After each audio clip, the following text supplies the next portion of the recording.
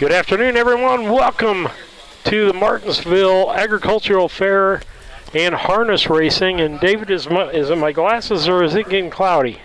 It's a little overcast, we'll call it, but it's a nice day out here in Martinsville. It's beautiful weather. We're lucky to have such a gorgeous day for harness racing, especially on Memorial Day. You know, we're thinking of the veterans we've lost, and what a special day this is to celebrate how we got here and the sacrifices that were made. What'd I do? No, Lisa is popping out. It popped out again. Oh, I didn't even notice that. Sorry. Yeah, well, we're glad that you're here today. Check out our website, and as far as that goes. But we're glad to be here today and a part of racing today as we have 12 races in store for you today. Start time is 3 p.m. They want to get started just shortly after 3, I think is what they said a while ago, David. That sounds about right.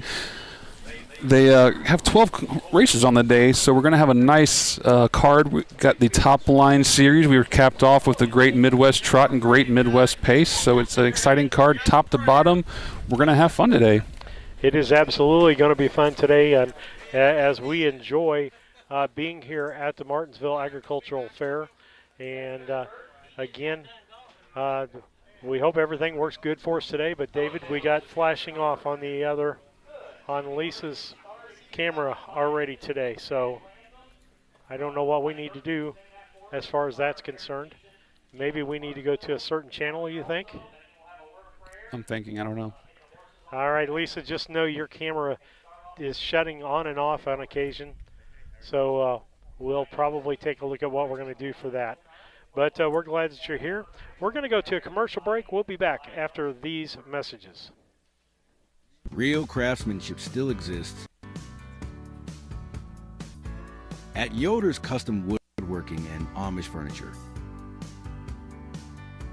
From custom kitchens and built-ins to handcrafted furniture, outdoor poly, and more. Family owned and trusted since 1995. Visit Yoder's in Sullivan or call 217-728-2166 today.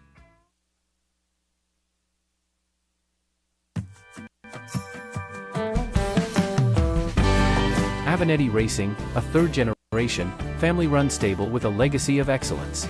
Centrally located between Illinois, Indiana, and Kentucky racing programs, Avenatti Racing specializes in buying yearlings, breeding, training, and racing top-performing standardbreds. Call 217-840-6469 or email AvenattiRacing@gmail.com today. Avenatti Racing, from yearling to racetrack, we build contenders.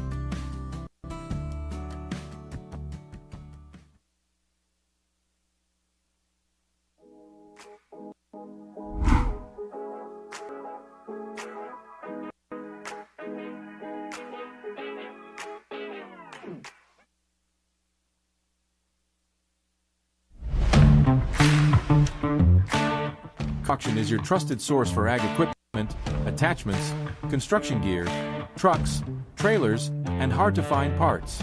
With live and line auctions at kerauction.com, you can bid from anywhere, field, job site, or front porch. From big equipment to small parts. If you need it, Kerr Auction has it. Don't miss your next deal. Check out kerauction.com today. Kerr Auction, built for the working world.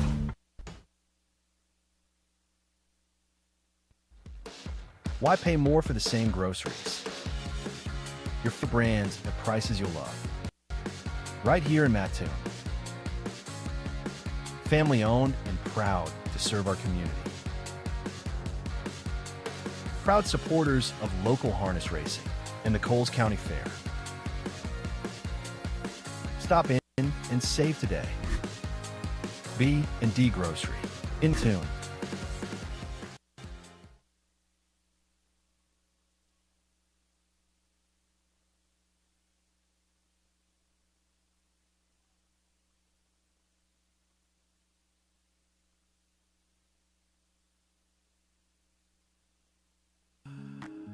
Experience matters.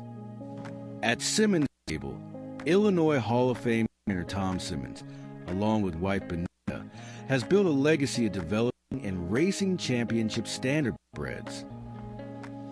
From yearling to winner's circle, every horse is guided with experience, expertise, and care.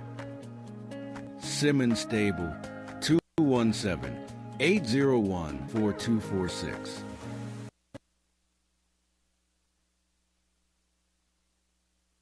Looking to move your mobile home? Need a roll-off dumpster at a competitive rate? Or maybe it's time to demo that old mobile home?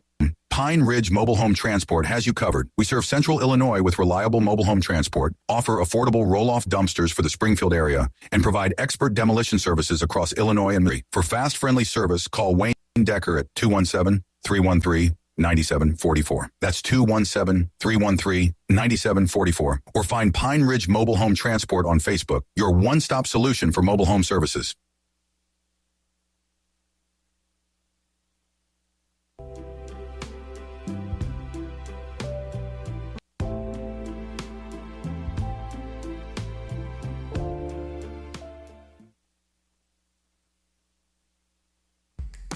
This Labor Day, the future of Illinois harness racing takes center stage. Walk the barns. Study the pedigrees. Watch them move. And invest in tomorrow's winners. From proven bloodlines to rising stars. Illini Classic Yearling Sale, where champions are found.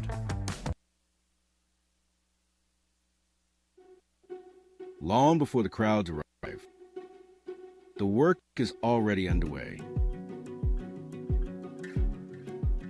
Track after track. Kevin Miller Stable campaigns with standardbreds across the Midwest.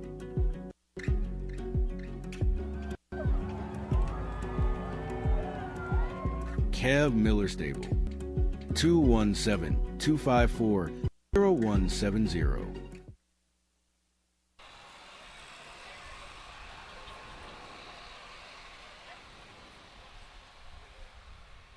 Okay, David, we're back up. We're back at the Martinsville Agricultural Fair. I'm going to pull Kurt up, and just in case when him and Tim get going here, we can switch over to them fairly quickly.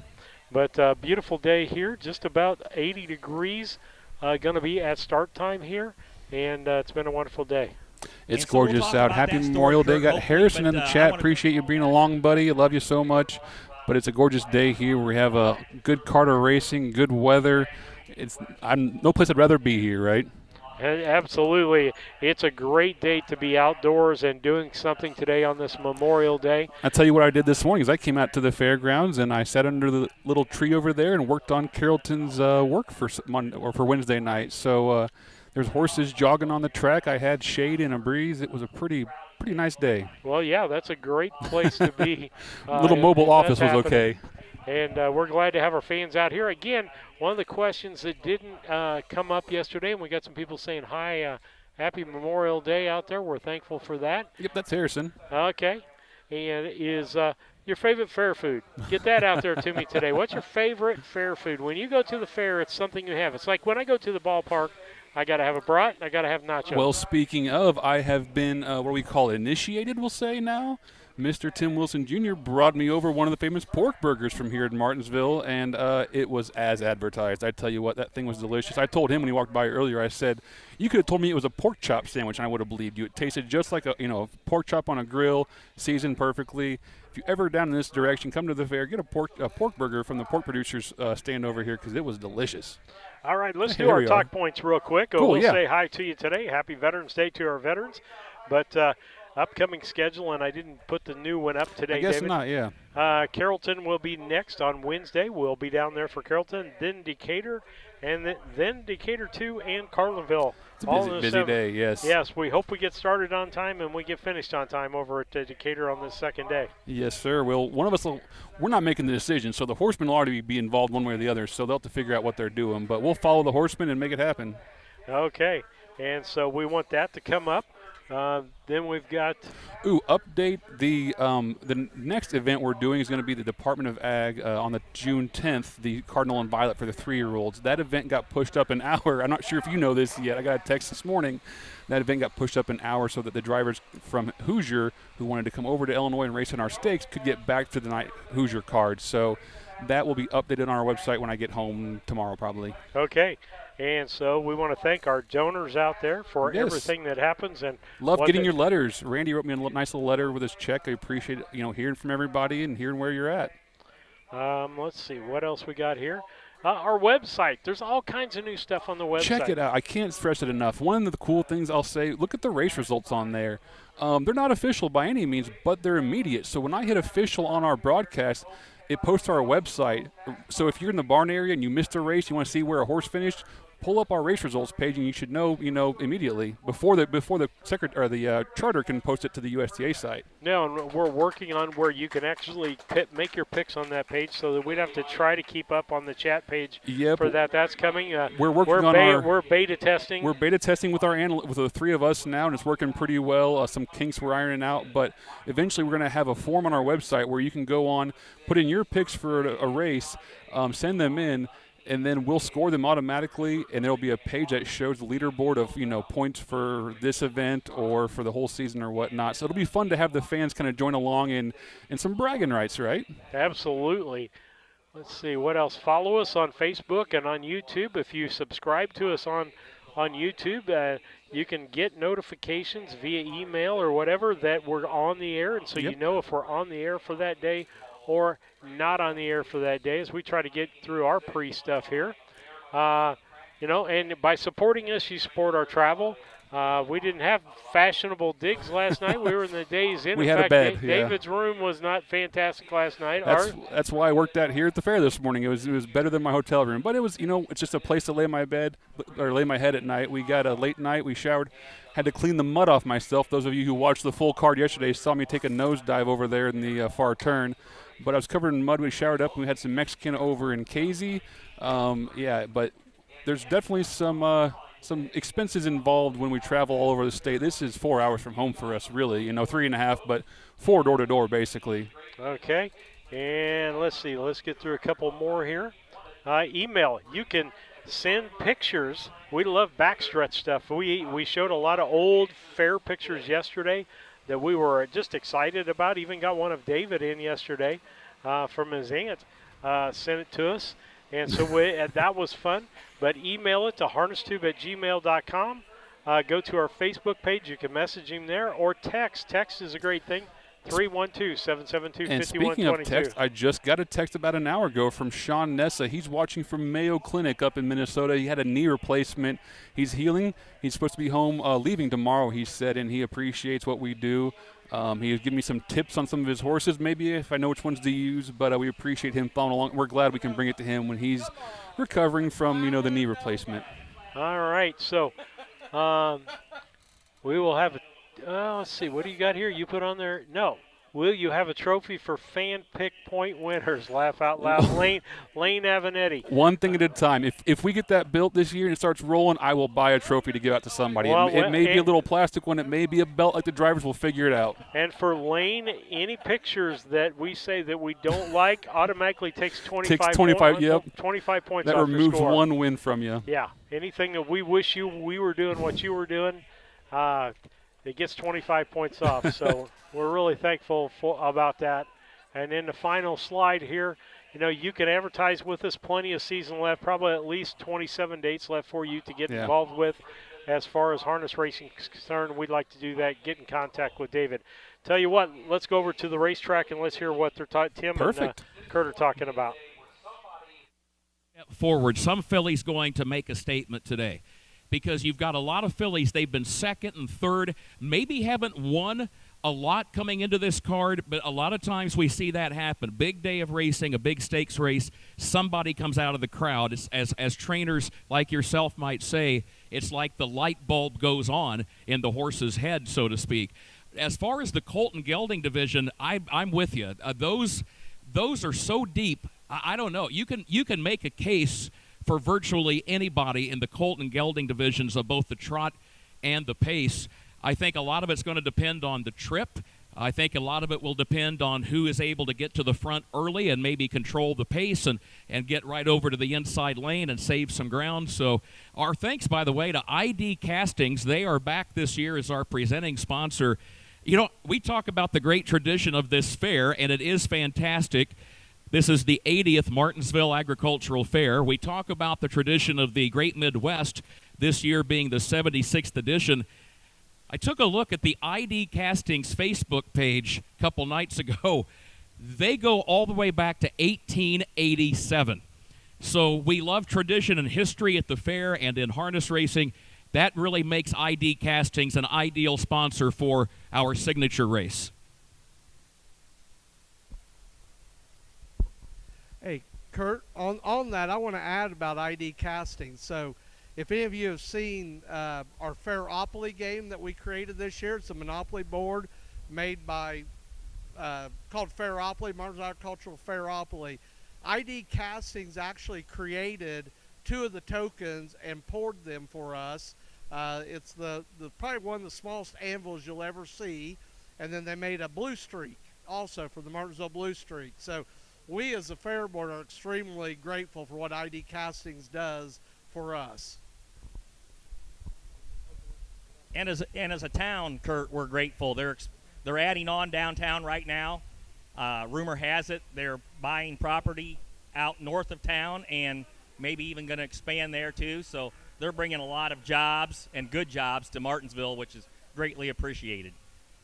It's wonderful to see how sponsors, your whole family of sponsors here, they love to be part of the community and they love to be part of this fair because this fair is central to the community, and that's a wonderful thing to see. By the way, Horseman, you may come to the track for that first race, which, by the way, will be the Ted Torgerson Memorial. 6-pack of Jewels, Love of a Lifetime, Lily Jane, Help Me Out, and Trapper. A reminder in the opener, Denarius Dortch drives number 1, 6-pack of Jewels. Jordan Patton will drive the 2, Love of a Lifetime. And on the 5, Trapper, that'll be Jared Finn. The Illinois top line dates back to the Depression era. Remember, it is a circuit that does not restrict eligibility based on where the horse was bred and raised. So if you've got an Illinois bred, great. If you don't have an Illinois bred, such as a New Jersey bred, you can race in the top line. There are 2 New Jersey breds, 2 Indiana breds, and a Pennsylvania bred ready to go to the post in this first top line race on the card. Also, Tim, once again today, we are joined by our good friends from Harness Tube. They are here once again today. Our thanks to David Brink, Steve Surratt. They are the co-anchors. And Lisa Surratt, the camera technician, who once again will be positioned right down here in front of the grandstand near the start-finish line. They do a fantastic job. Tim, I love this camera that they have put on the starting gate. I sat at home last night, and I was mesmerized by watching the split screen where they've got Lisa's pan shot on the left, and then they've got the close-up view of the horses behind the gate on the right. That is fantastic. Very nice. It kind of gives the fan a feel, you know, a little up closer to the action, kind of see what's going on that you can't see what's on the backside. Now you can get to see what's actually happened on the backside. So if you know a friend or family member that can't be here today, tell them to go to YouTube, type in Harness Tube, and they can enjoy the races with us today and hopefully watch some tremendous racing. Kurt, while that first field's forming, let's turn it over to Diane. All right, folks, we're working on a camera issue. It keeps popping in and out. It did it to us late yesterday, so we're going to try to make a change here in our camera part as David works over there with it. When the camera goes down, I'll take down ours for a second. Yes, it has officially, so I will try to get this thing up and going.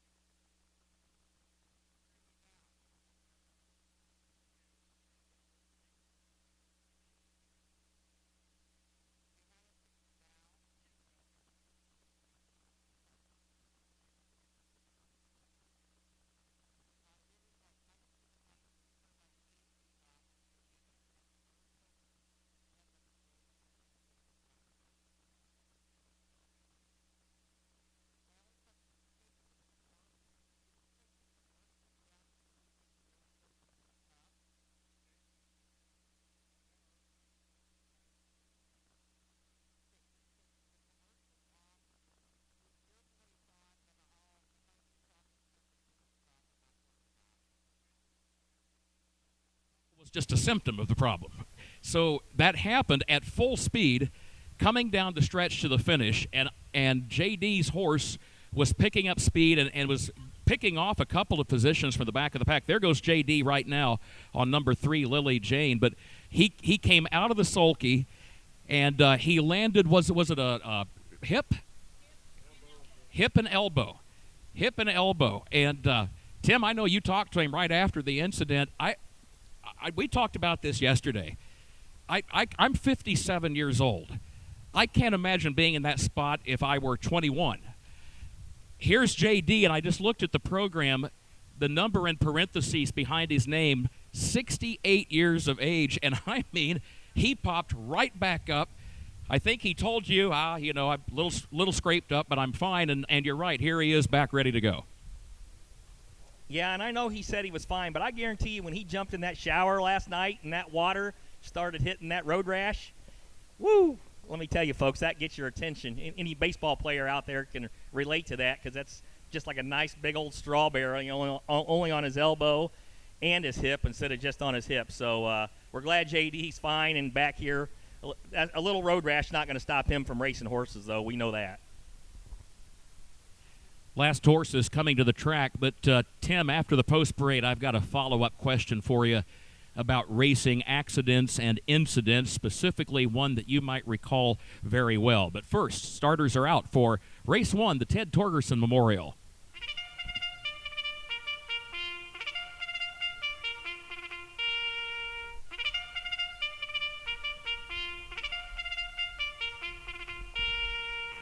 A reminder, horsemen, you will gather up in the east turn near the stable area, parade past the grandstand, and just keep right on going all the way up around the west turn on the far side of the track and go straight to the backstretch to the starting gate. Race 1, the Ted Torgerson Memorial. We remember a good friend to the horsemen's community and a longtime racing official as well, who made his home right here for many years in Martinsville. The 2-year-old top line trot for this first event.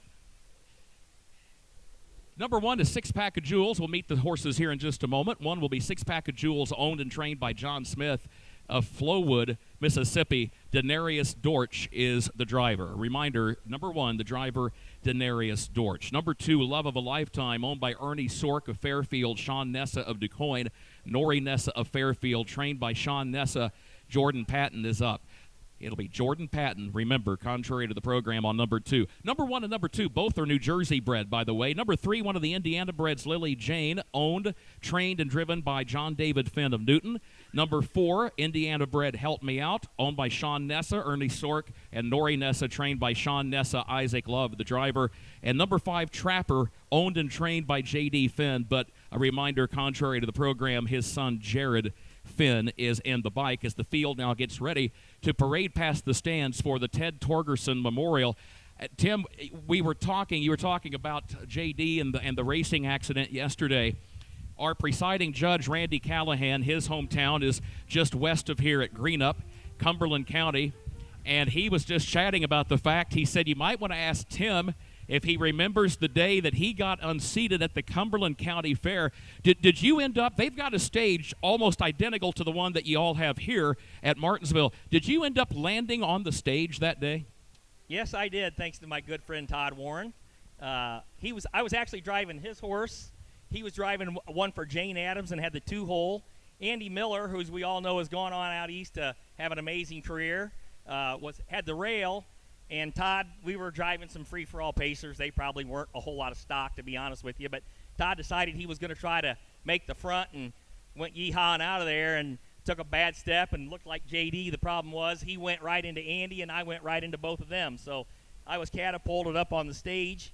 They had a show that night because it was a Saturday night, and they always have a nice concert over there. I don't know how many hundreds of dollars I broke in lights, Kurt, but I broke a lot of them. Wow, and it's amazing. I've noticed over the years, just like you explained to our race fans here today, those memories do tend to stick with a person. It's incredible. I talked to Alan Finn one day about a racing accident he had years ago, not far from here at the Clark County Fair at Marshall, and the vivid detail with which he remembered it was remarkable. By the way, Tim, good news to pass along. In this first race today, Sean Nessa, trainer and co-owner Sean Nessa of the 2-horse and the 4-horse. Heard from Sean about an hour ago. He has been up at the Mayo Clinic in Minnesota. He has undergone successful surgery, had a knee replacement done. He's doing well. He says he's never felt better. He comes home to Southern Illinois, to Du Quoin tomorrow. He's tuned in, watching on Harness Tube today, and he just wanted to extend his thanks. He said, I know a lot of folks have been sending encouraging messages. They've been praying for me. He appreciates it very much, Tim. Hey, and I'm going to mention it's good to see you're doing better, Sean. I'm glad you're watching. And I want to give a shout-out to your dad, John, United States Marine Corps, retired, passed away several years ago. But John was a great guy and was a Marine to the end, and he was a Marine, let me tell you. Absolutely. John Nessa loved his country, sergeant in the United States Marine Corps. And his son, Sean, carries on the harness racing family tradition. Right now, race 1, top of the stretch, the Ted Torgerson Memorial. We remember a racing official, a harness horse owner, and most of all, a friend to the racing community. Here they come for race 1.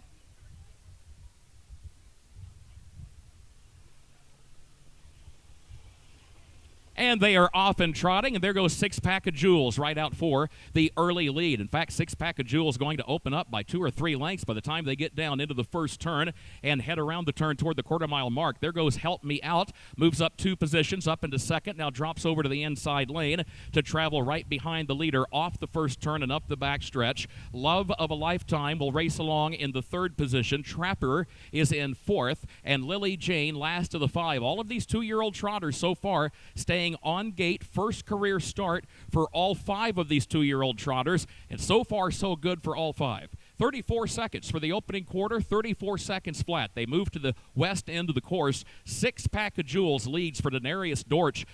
Problems further back for Trapper, who just broke stride. Number 5, Trapper, made a break and is now last. The top 3 are starting to tighten up, however, as they come toward the half.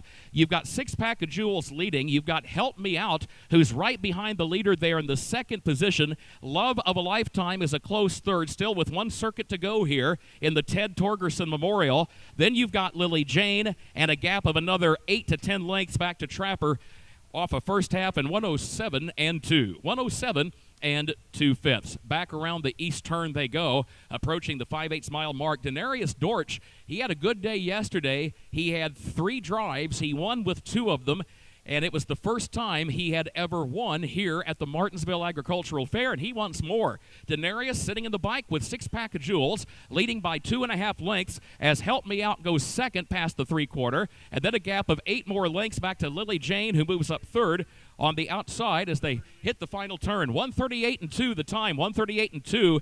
The question, will Help Me Out be able to make a move and get by the pace setter, Six Pack of Jewels? We know this much. Help Me Out's going to give it a try. Help Me Out takes to the outside, but Six Pack of Jewels, that filly, she's pretty tough, folks, and she's opening up in the lane. How about that? The filly turns back the challenge from the colt, and Six Pack of Jewels wins for Denarius Dortch. Six Pack of Jewels won it by 4 lengths. It was Help Me Out second. It was 8 more lengths back to Lily Jane in 3rd, and then another 6 lengths back of that one to Trapper in 4th, and Love of a Lifetime was 5th. Time for the mile. Very respectable 2-year-old trotting mile for May 25th. The time for the mile, 2:08 and 2. 2:08 2/5. Very successful debut for Six Pack of Jewels. Tim? I do want to remind everybody we do have our pick a winner. I see everybody already has their first race selections in. Again, like yesterday, we have a couple special prizes to hand out, and at the end of the races, I do have $25 once again from the Denham Family Farm, and another Monopoly, Martinsville Monopoly. But you have to stay to the end for that. So hopefully you will. I know it gets a little bit long, but it'll be worth staying it if you can get the Monopoly or the $25 out of the Denham Family Farm. Kurt, every year we have these new memorials, and as long as you've been doing this, it sucks. It doesn't get any better. You and I knew Ted for years. Could you ever remember Ted either not smiling or laughing, that big old laugh he had? Tim, it was amazing. You hear the phrase, when someone, you'll hear somebody say they know someone who loves his or her job. That was Ted Torgerson. Ted was the paddock judge, at several pari-mutuel tracks across the Midwest. He worked Chicago. He worked down at Oak Grove in Kentucky, Illinois State Fair at Springfield, DuQuoin State Fair. There were some mighty big race days, and everybody can get kind of tense on days like that. Never was that the case with Ted. Always had a big smile, and he would help the rest of us relax on those race days. And you know, Tim, as family and friends gather here trackside today, Ted was also a winning owner in the Great Midwest Trot. He owned J.R. Spunky that won the Great Midwest Trot back in 1992. Here's the winner of the Ted Torgerson Memorial. How about a hand for 6-pack of jewels? And there is Mr. John Smith, the owner-trainer out of Flowood, Mississippi, at the head of this horse, and our driver, Denarius Dortch. Denarius has been red hot here at Martinsville. Had those 2 wins yesterday and wins again today with this New Jersey-bred filly by 6-pack. And again, she went right to the front. Tim, you would not have known she was making her first career start by watching her. She trotted like an old pro out there. She looked like she was an age trotting mare out there doing her work and loved it. So, no, you would never have guessed it. And had plenty of trot left finishing.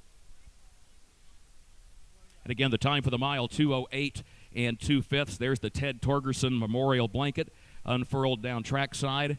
As we remember, Ted was also a pretty skilled craftsman as well as a builder and a carpenter, native of northern Illinois, made his home here in Martinsville for many, many years. The Ted Torgerson Memorial goes to 6-pack of jewels.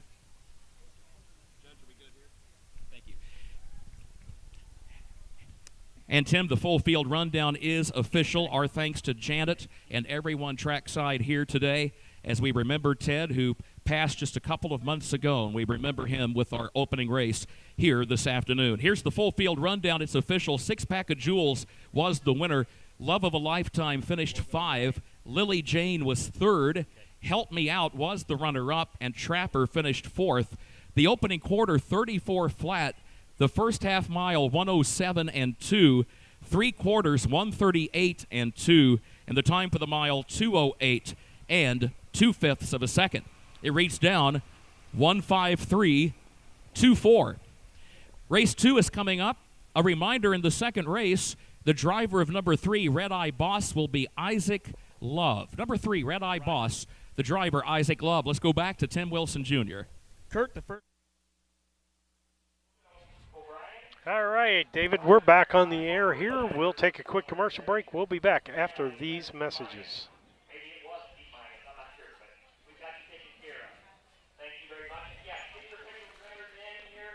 I found a place to plug Dooher. I need to fix something to go on the back of the TV to put our wireless boxes on. Just a little fold-up shelf that would be this size. At Yoder's Custom Woodworking, like a piece of paper size. Furniture.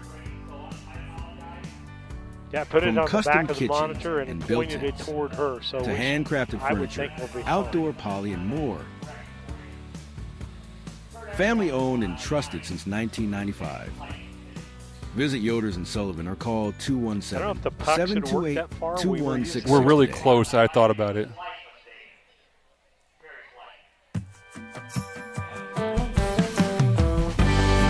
Avenatti Racing, a third-generation, family-run stable with a legacy of excellence. Centrally located between Illinois, Indiana, and Kentucky racing programs, Avenatti Racing specializes in buying yearlings, breaking, training, and racing top-performing standardbreds. Call 217-840-6469 or email AvenattiRacing@gmail.com today. Avenatti Racing, from yearling to racetrack, we build contenders.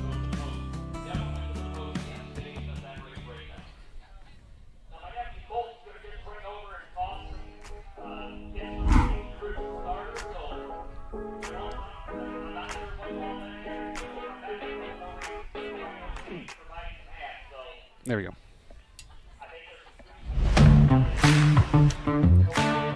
Kerr Auction is your trusted source for ag equipment, attachments, construction gear, trucks, trailers, and hard-to-find parts. With live and online auctions at KerrAuction.com, you can bid from anywhere, field, job site, or front porch. From big equipment to small parts. If you need it, Kerr Auction has Say it again. Don't miss your next deal. Check out KerrAuction.com today. Kerr Auction, built for the working world. Okay, all right. I'll end the call. Why all right, pay more bye. for the same groceries? Your favorite brands at prices you'll love. Right here in Mattoon. Family owned and proud to serve our community. What? Proud supporters of local harness racing and the Coles County Fair. Okay. All right, so we're not going to have the call up. Bye. Stop in and save today. All right. B and D Here's Grocery this. in Mattoon.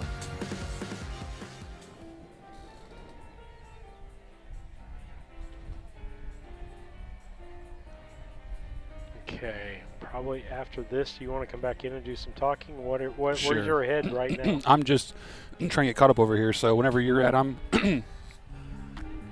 Experience matters. Come after this one?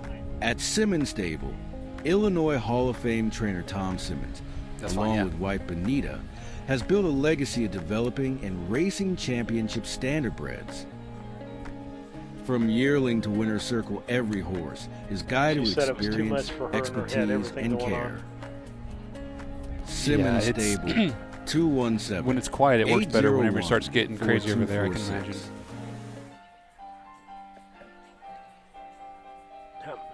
We were up. Sorry. All right, back with David and Steve. If you didn't hear a little side comments that we were trying to do there, technical difficulties get us completely kind of off kilter, David. It happens, and doesn't it takes us a little while to get back into what we're going on here, but a good first race there for first race as we had some camera issues and got that straightened out, we think.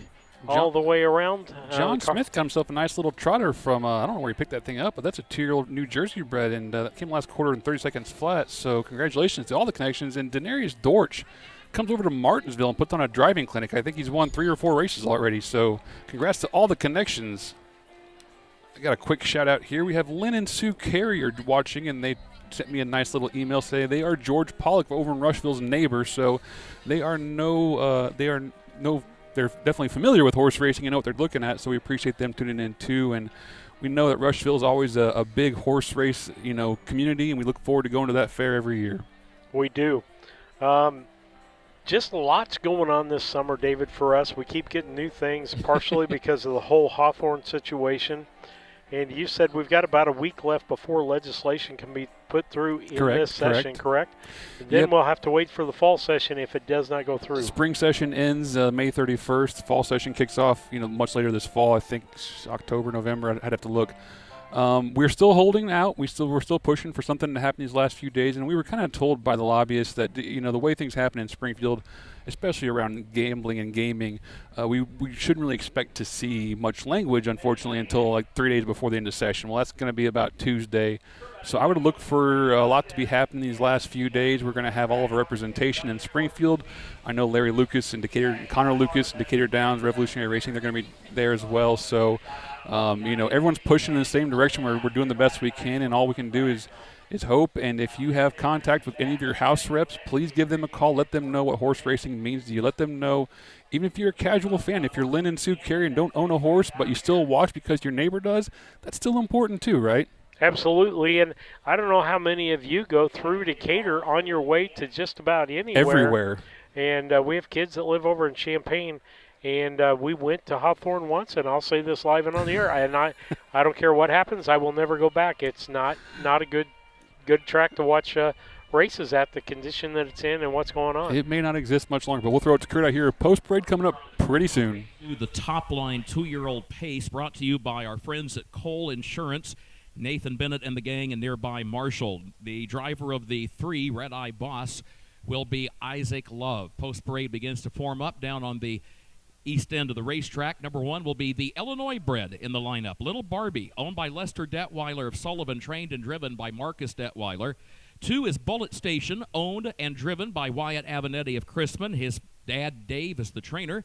And number 3, Red Eye Boss, owned by Frank Thigpen of Crystal Springs, Mississippi, trained by Jamaica Patton. The driver is Isaac Love. Tim, we've talked about the fact this top line is open to the world. If you've got an Illinois bred like Marcus Detweiler here with number 1, you're welcome to compete. But if you're Wyatt Avenatti with a Pennsylvania bred in front of us, number 2, or if you're Isaac Love back there, number 3, with a Mississippi bred, you're eligible to compete. And I know that sometimes folks will ask, well, what's the point of having a circuit that's open to the world? And Tim, you could probably add to this. One thing I've noticed over the years, horsemen will go to auctions in states outside of Illinois. And maybe your top-tier stables, they like everything perfect, conformationally, size-wise, the balance, the slope of the shoulder. The horsemen that race here in Illinois, a lot of times they'll say, I don't have to have a horse that has everything just perfect. They will look up, maybe at a sale in Kentucky or Pennsylvania, and say, wow, this thing's only bringing, $3,000, $4,000, $5,000. I think I can do some good. And the top line gives those Illinois horsemen a chance to develop those 2-year-olds that were sired or bred outside the state. Have you ever gone to a sale and looked up and said, I didn't intend to buy this horse, but I'm going to buy this horse? Absolutely. One of the best horses I ever had turned up being that way. He was a ponder over at the Indiana sale, and I wasn't thinking about buying a Pennsylvania bred at the time, but long story short, I saw this horse, fell in love with him because he was my favorite color of horses are black, and he was a real dark black, not very big, but really stout-looking colt. And we paid $25,000 for him, and he went on to do real good for us. He's one of the 3 horses in my lifetime that I've retired. The first one was Color Me Best. The second one was Rampage Jackson, and then just last year I retired a horse named American Dreamer that the Calverts owned with me that did really good for us too. And so Rampage Jackson and American Dreamer are buddies out in the field, and they're my riding horses, Kurt.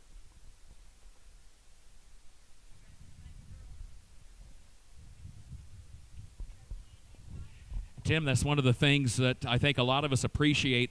The horses maybe that nobody wanted, so to speak. You think about the great thoroughbred gelding John Henry that sold for, $1,000 and became a multi-millionaire. Now, we know that's easier said than done, and we know that's the exception and not the rule. But you don't have to spend a lot of money to have a nice racehorse. Absolutely. That's the great thing about this business. It doesn't matter. Once that hammer falls, that horse does not know what he sold for. He can turn out to be a world champion, and I think you said you sold some 2-year-old in training for $16 million or something, and I believe your words were it didn't turn out too good. Right now, 2-year-old pacers in the top line, the Cole Insurance race lined up on gate, ready to go. Here they come. Good to have you with us here on this Memorial Day card.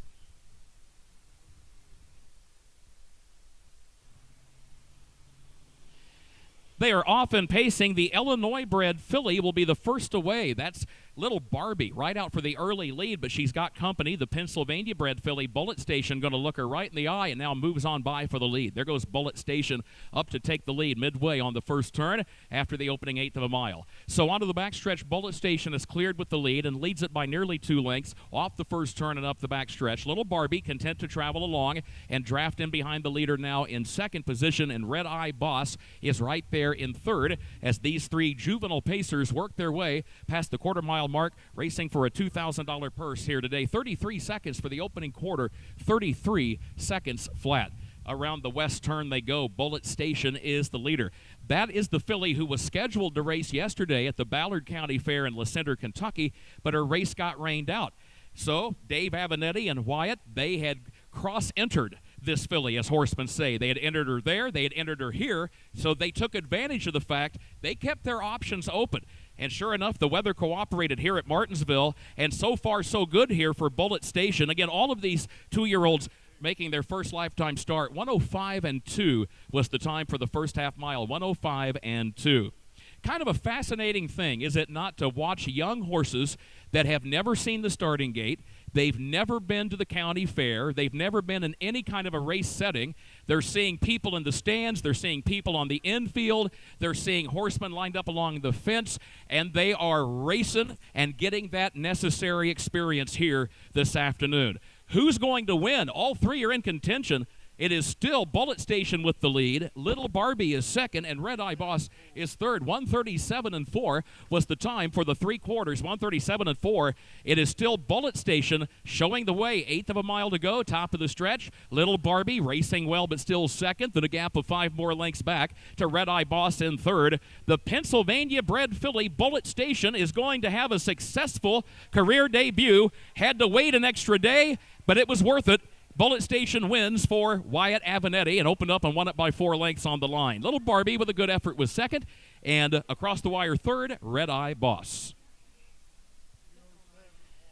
Time for the mile, 2:07 and 1. 2:07 and a fifth. Horsemen, you may come to the track with race 3. We'll meet the winner of the second race in a moment. Hey, pick a winner, players. A reminder, there is a scratch in the upcoming third race. Scratch number 3, Lose Amazon. Pick a winner, players. Just a reminder, scratch number 3, Lose Amazon in this upcoming third race. Tim? Kurt, I have a pick a winner. I'm assuming that the judge is going to make that official. It looked like everything was pretty clean to me. He's nodding yes. So my pick a winner for race 2 is Amy Darty. Saki Bobbies. Amy, front box.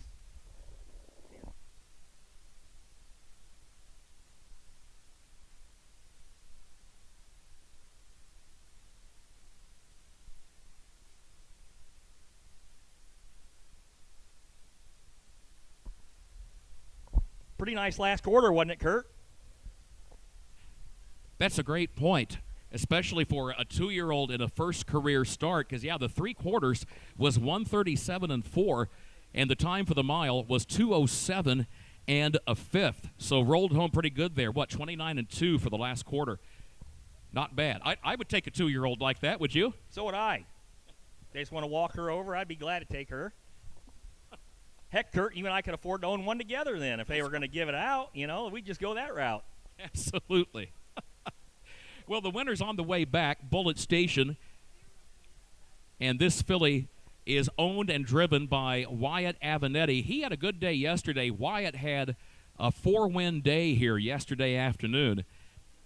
His dad, Dave, is the trainer. This 2-year-old Pennsylvania-bred filly is by Captain Crunch out of Brainiac by American Ideal. And here she is now in front of the stands. How about a hand for the winner of the Cole Insurance race?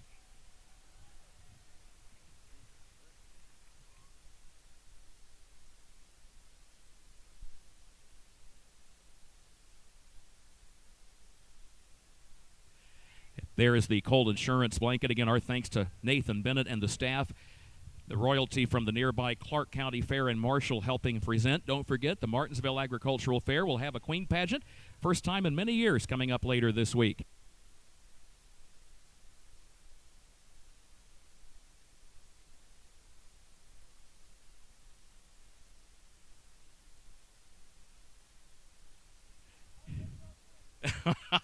We were just asking Dave and Wyatt Avenatti, where did you get this filly? Because there's a note in the program that she had originally sold at auction for $14,000.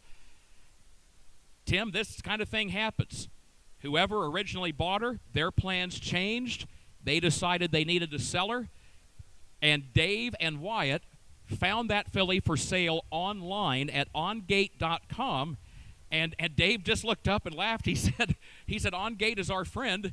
And they've done very well buying horses online through OnGate, and this filly is the latest example. Here is the rundown. It's official for that second race. Little Barbie was the runner-up, Bullet Station the winner, and Red Eye Boss was third. Opening quarter, 33 seconds flat. The first half mile, 1:05 and 2. 3 quarters, 1:37 and 4, and the time for the mile was 2:07 and a fifth. As Tim said, a very fast last quarter there, 29 and 2/5 seconds. It reads down 2:13. Third race is on the way. Let's go back to Tim. Kurt, we're going to turn it over to Diane again.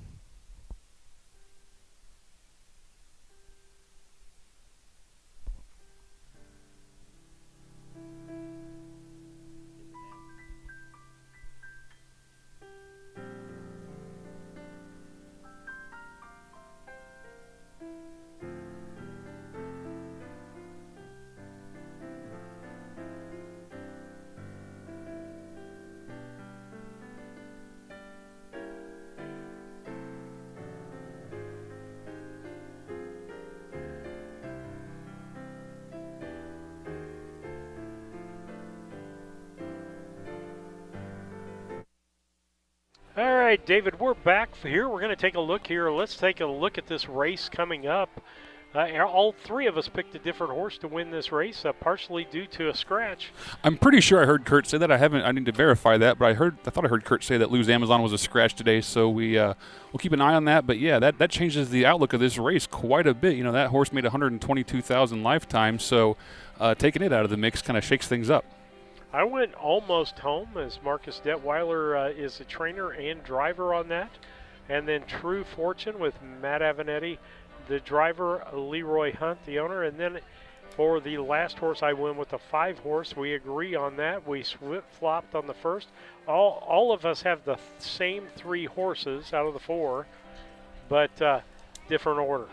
Yeah, and I really almost used Trixie Sugar Baby. That horse did so well last year around these fairs, but there's just the braking problems. I see a lot of X's on that page. I don't like seeing that. So I went to the 5 for my third choice, bumped everything else I had up. Excuse me. True Fortune on top with Matt and Leroy. Went to Almost Home for second, but like I said, Trixie Sugar Baby had too many X's, so I went my third choice to Shady Maple Credit to come in third. Well, when you see those brakes on the card, that's a crapshoot. Yeah. If you think it's a quick horse, if you're making a bet on that horse or you're picking that horse, it is a crapshoot. You're betting that horse is not going to break today when it has several other times. Yeah, and I look for trends. Did the braking become consistent? Was it something where they started getting a little ouchy, and when they got to a tight turn, they started throwing themselves off stride? Or is it something where they just hit a certain speed and came unglued? If it's a speed break, I don't worry about it so much. Sometimes those things happen, and if a driver can keep them together, that's one thing. But if they're getting a little ouchy, and Trixie Sugar Baby has too many X's on the visible card, it makes me think that maybe they're milking something. Maybe something isn't quite as healthy as you want it, and so that horse maybe it came back though. That was all last year. They shut her down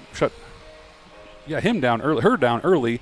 So, who knows where she's at this year. Maybe she grew up. Maybe it's all perfectly healed up, but we'll see what happens. I just don't like when a horse gets those breaks in their head, they know they can. They know that when they get in a tough spot, they can just throw themselves and kind of get out of, get taken out of the race if they want. And the other thing that it could be, look in there, has there been driver changes every time that happens? Is there one driver that it doesn't break with and a driver? Well, there's a good point, too, because, we are getting Darla today, and all the card we're showing her – I don't want to say her hubby, Dave, and nephew Aaron, not that they're not capable, but Darla's definitely, probably the best driver in that stable. She's a class driver anywhere she goes. And she's done very well across the Midwest.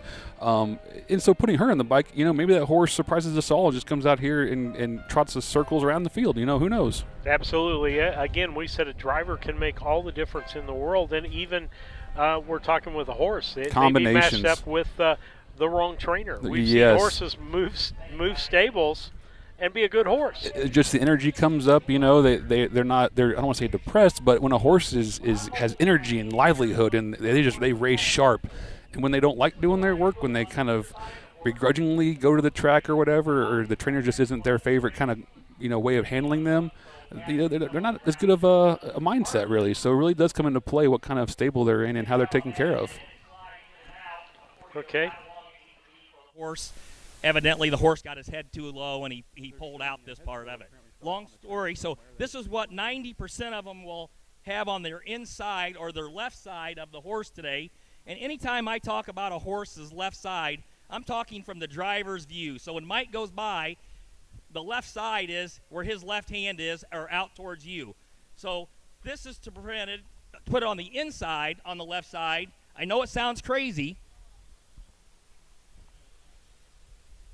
but as they go around a turn, they'll all want to lean in or turn their head. I'll be the horse. How's that? If I'm going around a turn, I start wanting to crank my head like this.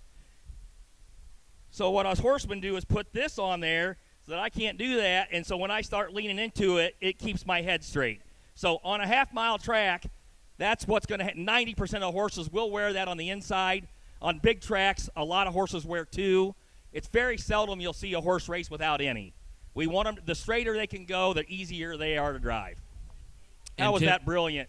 That looked like a show and tell or something at school? I'm not sure, Kurt. But as you were explaining that, our presiding judge, Randy Callahan, and our charter, Leanne Shin, were just telling me that That indeed will be noted on the charted line for Red Eye Boss, the third-place finisher in that second race. Apparently, that was where that head pole came from. So on the past performance line, the next time Red Eye Boss races, there will be the letters B as in ball, E as in Edward, BE for broken equipment. And it's kind of just a way of noting that, hey, like in this case, yes, the horse finished third of 3, but there was a legitimate excuse there because of that broken equipment, the head pole that you talked about. Absolutely, because then once that happens, the driver doesn't have near the control he'd like to have. And when a horse gets on a line, they're not going fast. If they're either running in, which would be as a driver on my right line, or if they're running out, which would be my left line, they just doesn't work out. Now, on a big track, or even on home here on a half-mile track, they can run out a little bit late in the stretch and get tired, and you can kind of let them drift, and that's okay. But if they're really running in or really running out, you're not going to be winning many horse races. So we need to go straight. By the way, one quick note, number 2, True Fortune, going by the stands, headed toward the first turn. Matt Avenatti will indeed be the driver. So please note, number 2, True Fortune, the driver, Matt Avenatti. A reminder, the 3, Luz Amazon, scratched because she is sick. And the driver of the 5, Shady Maple Credit, that will be John David Finn. J.D. Finn drives the number 5, Shady Maple Credit. Hey, Kurt, just so you could plan ahead, I'd like to talk about that Pam Coleman story after the next race, if you could get prepared for that, so we can talk a little bit about what we're celebrating today.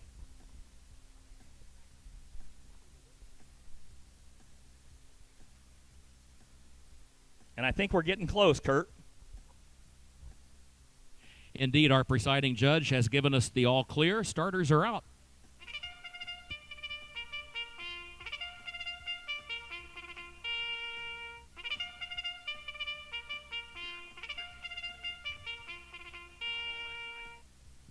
One other driver change to note in this third race. Please note, number 4, Trixie Sugar Baby. That'll be Jared Finn. Number 4, Trixie's Sugar Baby. Make the driver Jared Finn. So we'll meet the starters here shortly for this third event in your scorecard. The top line for trotters age 3 and older, the first division. And this race brought to you by Changing Hands Resale Shop and Martinsville on the Move. Field starts forming up down on the east end of the track. Number 1 is Almost Home, owned by Angelo Alicia of Oswego, Illinois, trained and driven by Marcus Detweiler. Number 1 is Illinois bred. Also, the 2 is Illinois bred. True Fortune, owned by Milton Greer of Jackson, Tennessee, and trained by Leroy Hunt. The driver is Matt Avenatti. 3 is Scratched. Number 4, another Illinois bred, Trixie's Sugar Baby, owned by Chuck Doring of Brownstown, owned also by David and Mindy Smith of Brownstown over in Fayette County. The trainer is Darla Martin Lohman, and a reminder, the driver is Jared Finn. And number 5, Shady Maple Credit, races for the 2D Racing Stable of Ewing, Illinois, trained by Dave Avenatti. The driver, J.D. Finn. Number 5, Shady Maple Credit, a New York bred filly. Headed to the gate for race 3.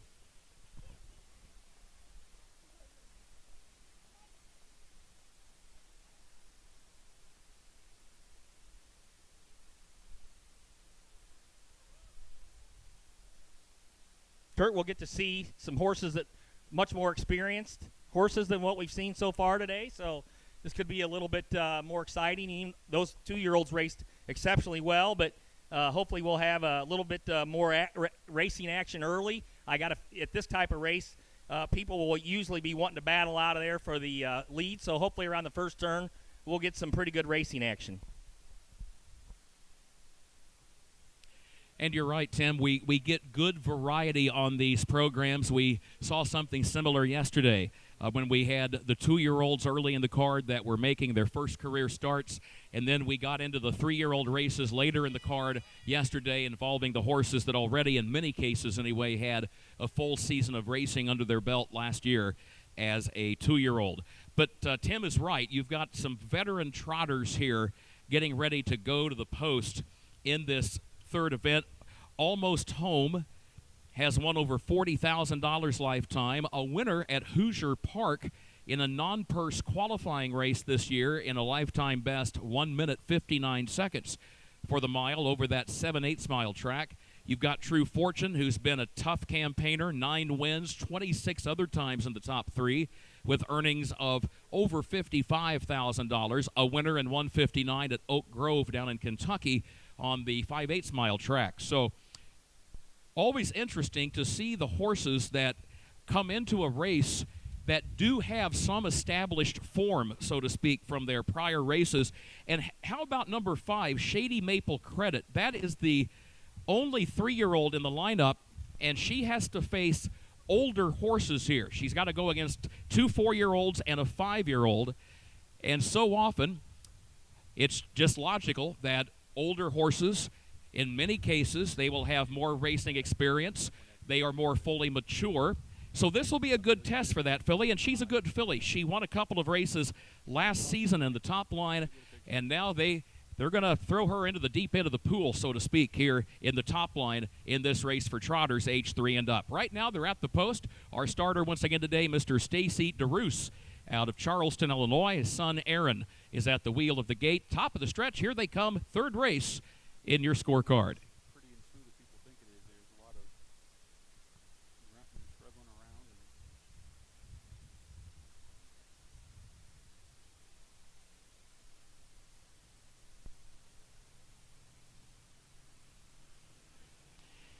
They are off and trotting. Almost Home broke stride right at the start. Almost Home on a break at the start. In the meantime, there goes True Fortune for the lead. Problems for Trixie Sugar Baby, who's off stride. Shady Maple Credit going to move up into the second spot. But the leader, True Fortune, already has a 5-length advantage at the end of the opening 1/8 of a mile and guides this field onto the backstretch. Shady Maple Credit goes second, and then a gap of 7 more lengths to Almost Home, who moves up in third. Trixie Sugar Baby put in another awkward step as they left the turn and entered the backstretch, and now is absolute last. Opening quarter on the board, 31 flat. Thank you, Mark Kingery. 31 flat for the opening quarter. It is True Fortune who shows the way, looking for her 10th career victory here this afternoon. True Fortune is in front here by 8 lengths after the first 3/8 of a mile. Matt Avenatti, native of Chrisman, Illinois, brother of Wyatt Avenatti. We just saw Wyatt with a winning drive. Matt seeking to add his name to the win column here today. And he's got things well in control with True Fortune with a half mile left to go. A minute flat for the first half mile, a minute flat. True Fortune, this 5-year-old mare, heads toward the 3/4. And at age 5, she is the eldest of this group of 4 as they head toward the 3/4 mile mark. And True Fortune, she's had a lot of racing experience, she's had a lot of wins, and she is putting that all to her advantage as she goes to the 3/4 mile mark with a lead of some 8 to 9 lengths now headed to the final turn as Shady Maple Credit goes in second position. Almost Home third, 1:30-2 at the 3/4. Strong 3/4, good tempo here, and with nobody to press her. She is doing this well within herself, as horsemen say. It's not like she's had anybody right alongside to press the issue, so she is trotting comfortably, she's trotting well, and she's trotting home a winner. It is True Fortune, Matt Avenatti in the bike for trainer Leroy Hunt and owner Milton Greer, winning race 3. True Fortune won it by a diminishing 3.5 length margin. Shady Maple Credit, give that 3-year-old filly credit for that runner-up finish. Almost Home was third, and then further back Trixie Sugar Baby will be fourth. Time for the mile, 2:01-2. 2:01 2/5 of a second, True Fortune.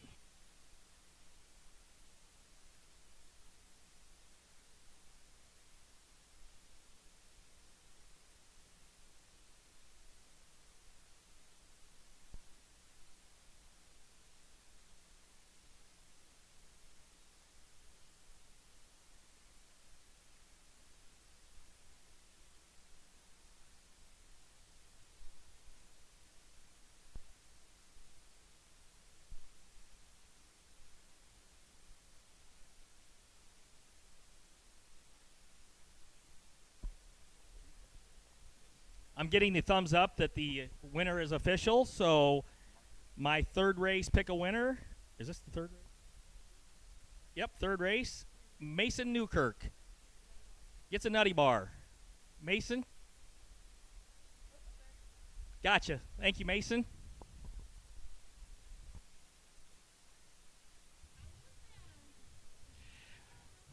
Good to see our friend Tom Lasella trackside. He is an excellent photographer and a fan of harness racing, and he is the gentleman taking a seat down on the jersey barrier right in front of the grandstand, getting ready to snap a picture of our third race winner with a pretty snappy time of 2:01 and 2. How about a hand for True Fortune? And there's the trainer, Leroy Hunt, coming trackside. The owner is Milton Greer of Jackson, Tennessee. The breeder, Kenneth Chupp. The winning trotting mare, a 5-year-old daughter of Lindy's True Grit out of Heather Nan by Fortune 500. 10th career win for this mare. There's the Changing Hands resale shop, Martinsville on the Move blanket. We appreciate all that Martinsville on the Move does. Wonderful nonprofit organization, including through the Changing Hands resale shop. By the way, folks, how about this? The track record for aged trotting mares, that's mares age 5 and older, is 2:01 flat. So this mare just missed it by 2/5 of a second. Guess who the driver is that has that track record? Mr. Matt Avenatti.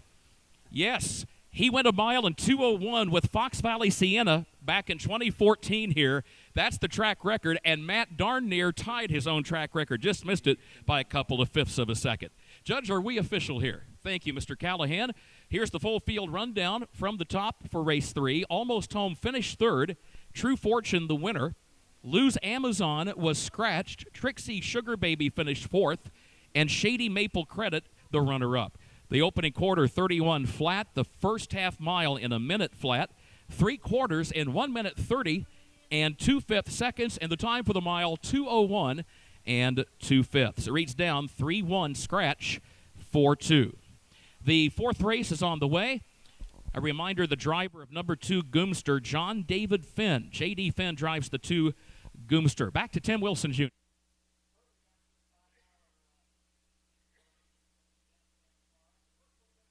Looking to move your mobile home? Need a roll-off dumpster at a competitive rate? Or maybe it's time to demo that old mobile home? Pine Ridge Mobile Home Transport has you covered. We serve Central Illinois with reliable mobile home transport, offer affordable roll-off dumpsters for the Springfield area, and provide expert demolition services across Illinois and Missouri. For fast, friendly service, call Wayne Decker at 217-313-9744. That's 217-313-9744. Or find Pine Ridge Mobile Home Transport on Facebook, your one-stop solution for mobile home services.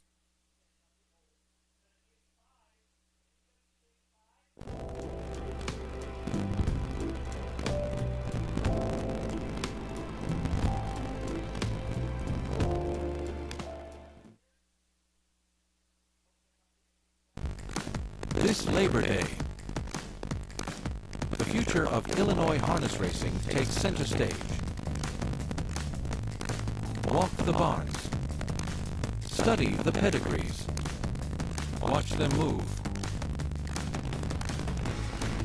and invest in tomorrow's winners. From proven bloodlines to rising stars, Illini Classic Yearling Sale, where champions are found.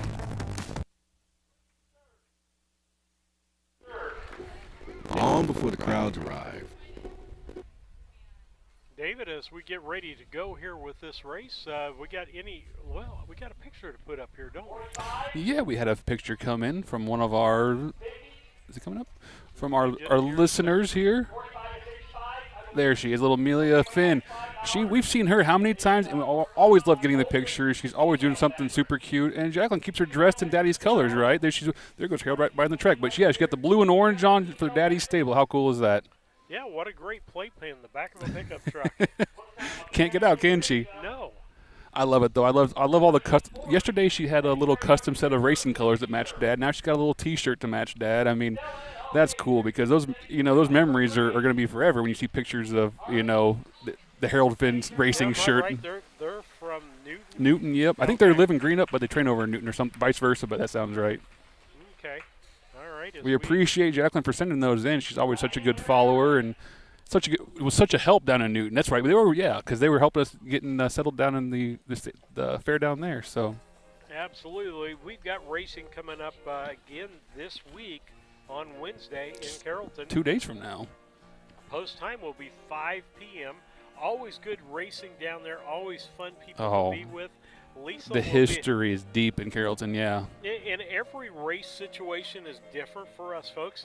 The setup is never the same, and I say this when I'm doing sports. No gym is the same.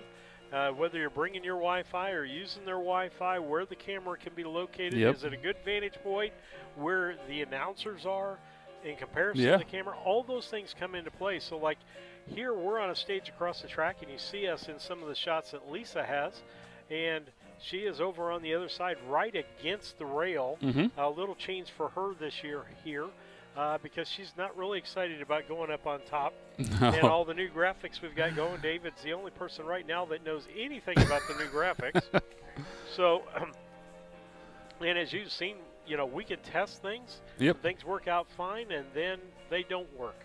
And so we just deal with it. That's electronics. Like we said before, we're not a setup that's got 15 cameras. Nope. A camera truck with about 15 people in it. So somebody can jump off and you won't even notice that a camera's got problems. Yeah, it's amazing when those. It's separate people working on. When I see a big production, it makes me jealous of all the the luxuries that they have that we have to make do without. But that's what we do. This is fair racing. This isn't polished professional. This is dirty. This is Americana. This is out here with the folks, right? Yep, absolutely. And so Carrollton will be different. Lisa will be up in the booth. We'll be right below. We'll be right below her. Under the steps. Yeah.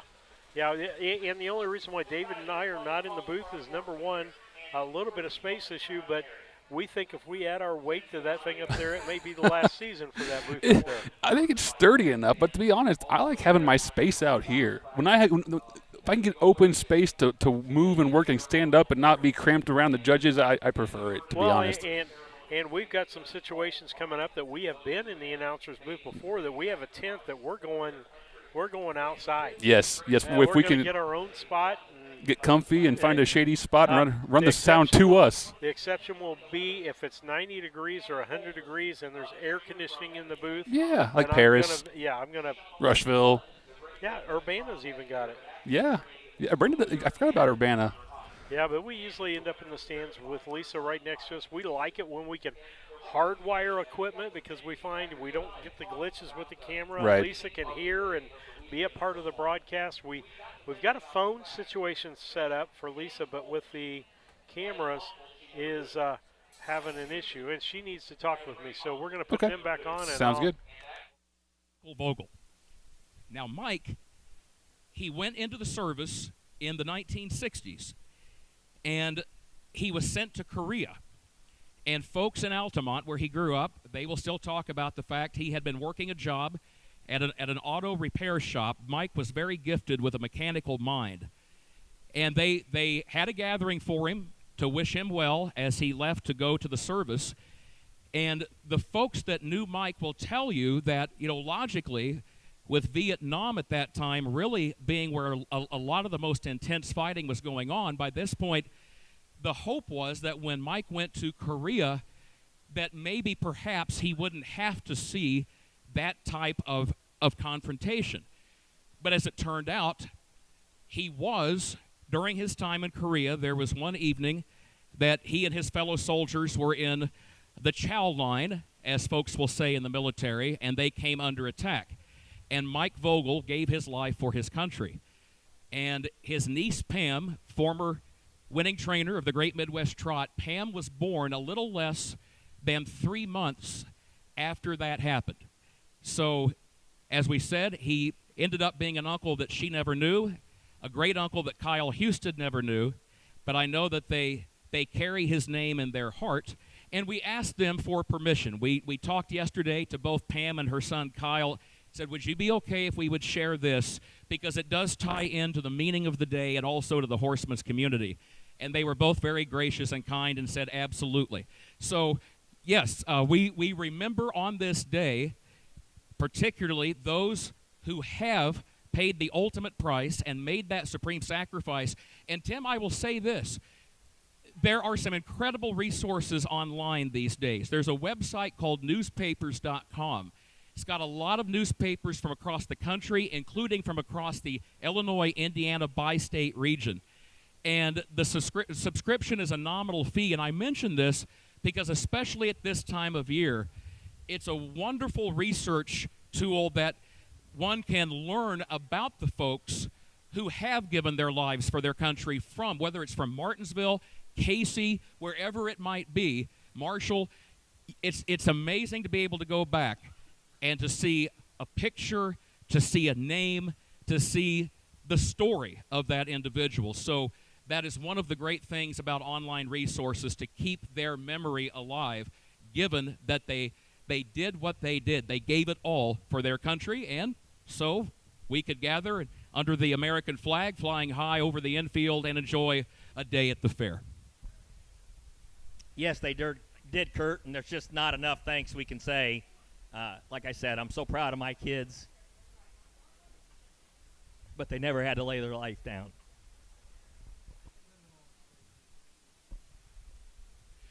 Race number 4, starters are out.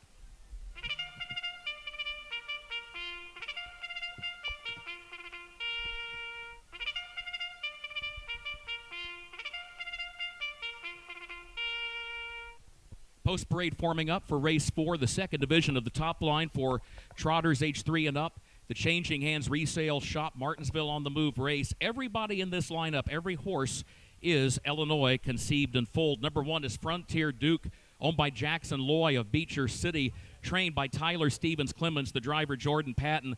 2 is the former Illinois Harness Horse of the Year. That is Goomster. Goomster is owned and trained by Dennis Gardner of West Salem. It will be J.D. Finn in the bike.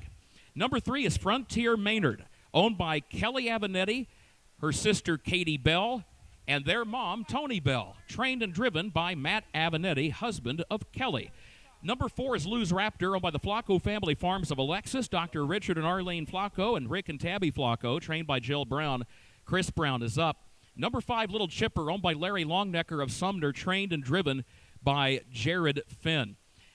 Tim, I got a text this morning from Barry Bell, and his daughters and his wife own number 3 Frontier Maynard. Barry pointed out, he said, hey, did you notice there are actually 2 horses in this race that happen to be half-brothers? Number 1 Frontier Duke and number 3 Frontier Maynard. They both share the same first dam, so in harness racing lingo, half-brothers here getting ready to do battle. And regarding number 3 Frontier Maynard, that's quite a story. He was away from the races for 3.5 years. He returned to the races this year in April. He just won about 2 weeks ago at the Illinois State Fairgrounds. He's 10 years of age. And we asked co-owner Kelly Avenetti, so just curious, what was the process? Why, after 3.5 years, have you brought this horse back? And she laughed, and she said she affectionately calls this horse Dum Dum. And she said back around Christmas, I looked out the window one day, and Dum Dum was on a full trot chasing a deer out in the pasture. And she said he wasn't galloping, he wasn't running, he was on the trot. So Kelly pointed this out to her husband, Matt Avenetti, and Matt said, you know, if he feels that good, he looks to be sound, let's give him another chance at the races. So that is the story of Frontier Maynard. He must be dumb, because if he'd been a little smarter, he wouldn't have been chasing that deer, and they wouldn't have saw that. He could still be living out in that pasture, eating green grass all the time, and not having to do a little work. But that's a great story. I was wondering why you'd lay one off 3.5 years and then come back. That's good for him. Kurt, you and I can relate to getting just a little bit older, but we still try. I think a lot of race fans have a special spot in their heart for those older racehorses, and it's so much fun to see a horse like Frontier Maynard, who appeared to retire sound a few years ago. He was second, beaten only ahead in his last start a few years ago, but they decided to give him some time off, and then they said, you know, he's telling us he's ready to race again. Here they come, 4th race. They are off and trotting, a beautiful start here. There goes Goomster out for the early lead. Frontier Duke gets away second. Frontier Maynard is away third, moves up second on the outside. Little Chipper, 4 wide, 3 wide, double wide, moving up from last into second by a neck around the first turn. Lou's Raptor moves up 1 spot from last. Frontier Duke drops out now to trail a half dozen lengths front to back. It is Goomster who is on the lead. Goomster, the 2023 Illinois Harness Horse of the Year, is the leader by just over over 2 lengths, with Frontier Maynard traveling in the second position. Little Chipper is in third. Opening quarter, 29 and 3/5 seconds. Frontier Duke just broke stride at the back of the pack. Lose Raptor is still fourth and up close with the other 3. In fact, the front 4 do go single file toward the half, then a gap of 10 to 12 more lengths back to Frontier Duke. Coming to the half-mile mark, Goomster is in front. It is Goomster, John David Finn, who's won a lot of races over this racetrack over the years. They lead it past the half by a length and a half, as Frontier Maynard still goes in second. 59 seconds for the first half mile, 59 seconds flat, and Goomster is rolling on around the east turn and over toward the backstretch. Still leading Frontier Maynard, but only by a length. Little Chipper is still in good position in third by 2.5 lengths. Lose Raptor is fourth, and a gap of over 20 more back to Frontier Duke as they race down the backstretch and approach the 3/4 mile mark. It is Goomster with the lead. Goomster with career earnings of nearly $350,000. Got 3/4 in 1:29 and 2, and he's opened up on a 5-length lead. Frontier Maynard put in an awkward step and lost some ground around the turn. Little Chipper has gone to second. J.D. Finn leads. His son Jared is in second. They've all got to catch Goomster, and Goomster powers his way off the final turn. He is well on his way to the winner's circle. Goomster trotting onto the wire for J.D. Finn and owner-trainer Dennis Gardner. Goomster won it by nearly 6 lengths. It was Little Chipper home second, a gap of about 4 more lengths back to Frontier Maynard in third, followed by Lose Raptor in fourth and Frontier Duke fifth.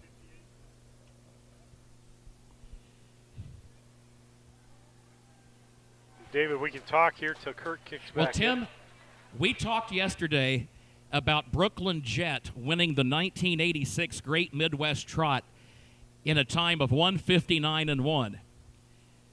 That is the track record, all-time, all-age trotters at the Martinsville Agricultural Fair. Let's change that to the past tense. That was the track record. Folks, that track record stood for 40 years. Wow. You have just seen that go by the wayside. How about this? Goomster won 58 flat. Wow. I mean, that is. He not only broke it, he annihilated the track record by better than a full second. And you know, it's truly remarkable, giving credit to Brooklyn Jet. We've seen so many good horses here. To have set a track record that would stand for 4 decades is amazing. But this is Goomster's day. Tim, this is a horse that's a sentimental favorite. If you follow Illinois racing, and this is a horse that was the champion 2-year-old. He was the champion at 3. He was the horse of the year for this state at 3. And I'm going to be frank here, and I'm saying nothing that Dennis Gardner hasn't already heard. The last couple of years, there had been folks saying, you know, maybe Goomster's lost a step. And horse gets older, and you have to expect that to happen. Boy, today, if he had ever lost a step, I think he found his step again here this afternoon. And J.D. Finn in the bike, J.D. will tell you, he grew up in a racing family, grew up at Newton. J.D. Finn has told us more than once how much it means to him to win races at this fair because of the memories he's got coming here as a kid with his family to race horses. Boy, the cheers are starting, and rightly so. Here's your new track record holder, Goomster.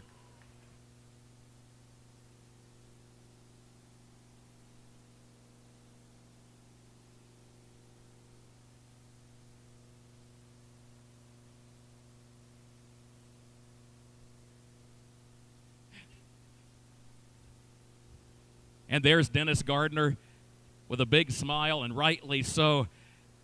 Dennis, this has to be pretty satisfying. And Mr. J.D. Finn. There's the Changing Hands Resale Shop, Martinsville on the Move blanket. And Tim, I would think the next horse I train will be my first. How satisfying is it as a trainer when there's chatter? Oh, I don't know if this horse is as good as he once was. Dennis Gardner doesn't listen to chatter. He stays right on target with his own game plan. Dennis, well done with this horse. Great to see him back in top form. 158, the new trotting track record holder at the Martinsville Agricultural Fair. A pat on the back from Dennis to driver J.D. Finn. Tim? Hey, David, let's talk for a little bit here. Yes. Let's go back to the conversation we had off mic there about J.D. Finn and some of, Yes. a young guy at 68 years old. No, I can say that because I'm 68 years old. I was saying off air how arguably J.D. was one of the best trotting drivers to ever come out of Illinois. I mean, anyone who's been around Illinois knows how good he can get along with especially a young trotter. Not that Goomster's young, but J.D. just has that feel, that confidence. He keeps him balanced. So when I saw him on Goomster today, I thought it might be something special. I didn't expect 158 flat, but I don't think anybody did. No, especially after J.D. hit the track yesterday. And here he is setting a track record. I mean, the guy is iron tough and just a class act top to bottom. Well, and going back to Tim Wilson's comment that we were going to have faster speeds today because the track was going to be even drier today than yesterday. They've added a little water. But the more hoofs you get on a track, the better it kind of gets it conditioned and packed the right kind of cushion on it for the horses, and so it's fast today. We're going to see a fast, great Midwest trot and fast, great Midwest pace. Yeah, it's going to be a great day as we see racing today. We talked about this, about our races coming up. Let's thank our donors out there, the people that just don't have a business, they just donate, and here goes your helicopter again, going to take off, and we got some horses on the track. Let's see how. Watch your papers. Yeah, we'll see how. Folks, it's pretty cool actually. There's a medic helicopter, 50 yards from us, 40 yards from us, ready to take off. And if you hear some wind, that's what it'll be. Absolutely. They're going to try to cut the mics, I think, over on the grandstand side while this thing takes off. So we'll give you some commentary. But I was introducing Steve off air or offline while we were doing the winner's circle there about JD winning the $1 million bonus here in Illinois. Those of you who remember those days, used to be a Department of Ag promotion where if you won 3 of the 4 major events, which would be the State Fair, DeCoin, Super Night of Champions, and the Cardinal Violet, you would have got $1 million bonus. And I think JD won it in '89 with Coochie. That was 92. I'm going to get this wrong. He won it twice in like 89 and 92 or 94 with 2 young filly trotters. He does a great job with these things. I'm going to probably get a little quiet now as the helicopter is picking up some rotor speed. Those horses are going right beside of it, David. And is that loud in your head? Can you hear it? Okay, yeah, we're good. I can hear it. But yeah, it's amazing. Yesterday we had 2-year-olds on the track when this thing took off, and not an absolute ear flicked on those horses. They're professionals. It's a testament to the breed and how far it's come, because 30, 40 years ago, you put a helicopter on the track, the horses would have been scattered about a quarter mile from here somewhere. So it's pretty awesome how much these horses are trained down and prepared for these types of things, because fairs can be lots of new sounds, lots of new stuff to look at, lots of new experiences, and they're all doing so great out here. Okay, so we want to thank our donors out there for what they do and helping us out. We wanted to introduce you to our website. Yeah. It's out there and available. And there's lots of news. David's got news out there, the schedule, race programs, our broadcast, how to get to the broadcast is out there on our website. The race results, that's a new thing that you've got out there. Yep, I have a race results page that posts as soon as it goes official on the broadcast. When you see the little, wherever corner we're in, that corner, the official indicator pop off, that means that the results are ready. So you can go on our website, harnestube.com/results, and pull up today's results and see if you didn't quite hear Kurt's rundown, if the water truck was going by and you didn't hear the announcement, you can go in and check those results yourself. So we're always excited to add the new stuff here. The Horseman Profiles have been a fun little feature. I have one coming yesterday for a new driver we have looking for his first win today, I saw. So we're excited to get those up for you guys. Our analyst standings, we have a little bragging rights page amongst ourselves. Don't look at my scores. We're having fun, though, but that's the precursor for what the fan scoring will be. You're not in third place. Well, I'm saying that's the precursor for what the fan scoring will be, so it exists for a reason, we'll say. And the track records, we're working on compiling track records, which is a big undertaking. Kurt has a lot of information I need to get with him, I know, but we'll get those all posted in one central location so the fans have an idea of how fast these horses go and by class at various tracks. Hey, and I tell you what we're looking for that's not on this webpage. I'm looking, as I picked up my cup a while ago, I'm thinking we need official endorsements. I'm thinking like Slim Jims are the official snack food of harness. Why not, right? Or whatever it might put be. their logo on the screen if somewhere. you've got a company and I can drink it as a diabetic or eat it as a diabetic, hey, we'll work with you on a sponsorship. But absolutely, of being the official. We're always looking for opportunities. I reached out to somebody here last week. We might have an opportunity for a commercial or sponsorship, some cross-promotional stuff with an industry business. I'm excited about that. We'll talk about it off air later. But yeah, we have opportunities. We can do the new car camera. Someone could be the sponsor of that. Hey, yeah, we can put your logo on. I probably should put Stacy's on it if I think about it right now. Well, but we other stuff like should. that. You know what I mean? We have opportunities now that the graphics are kind of a little more customizable to make you, the owner or the sponsor of that graphic. So reach out to us if you have any ideas. We're happy to work with you and see what we can come up with. And we're getting into our realm now as we've got bugs worked out and we can do things right here. Which makes me think, what have I haven't checked the chat we later. Got but we're good. Watching from Springfield. I haven't looked in a while so I was double checking over here. We got some hearts out there for different people. Oh, there's Benita. Benita's in the chat saying, thanks to Harness Tube, she can watch races from Hoosier Parks, and she's sad she can't be here. I know how much Martinsville Agriculture Fair means to the whole Simmons stable. I know Tom and Benita have been coming here for 30, 40 years probably. Tom's got a lot of trophies from this fair, so we appreciate them following along too. And Hoosier's not a bad place to be. So. And I'm jealous because over here, if you'll notice, you've got Paris, you've got Greenup, you've got Newton, you've got Marshall. all of these. You've got 10 tracks up and down the line here that these people can get to within an hour and a half. If you trained a horse in this vicinity and you didn't like the surface you were training on, you could go to a different fair and try different. I mean, there's so many different opportunities because they're all well taken care of tracks. They're stables established on the fairgrounds. Well, and we used to have that on the west side of the state. Yep. And we lost tracks like the Morgan County Fair track. We lost the Griggsville, the Western I think Illinois Carrollton's Fair track. about the only one that has multiple trainers on location year round, and that's so big for the horseman because it means the track's being looked at, the barns are being looked at. You don't have plumbing issues and wiring issues because it's being maintained constantly, and it keeps a voice on the board. It keeps a horseman, front of top of mind. And people are asking why Decatur, Illinois. That's the exact reason. Well, Decatur, Illinois do you want to know the answer? Is 2 hours from anywhere. Here's the answer. Because the guy with the money wants to build in Decatur. He made that decision based on his research. It's not because I want to. It's not because you want to. It's not because I think it's a good idea. It's because the guy who has Kurt's talking to me or something. Hang on. Maybe I'll have some information for you. He's back.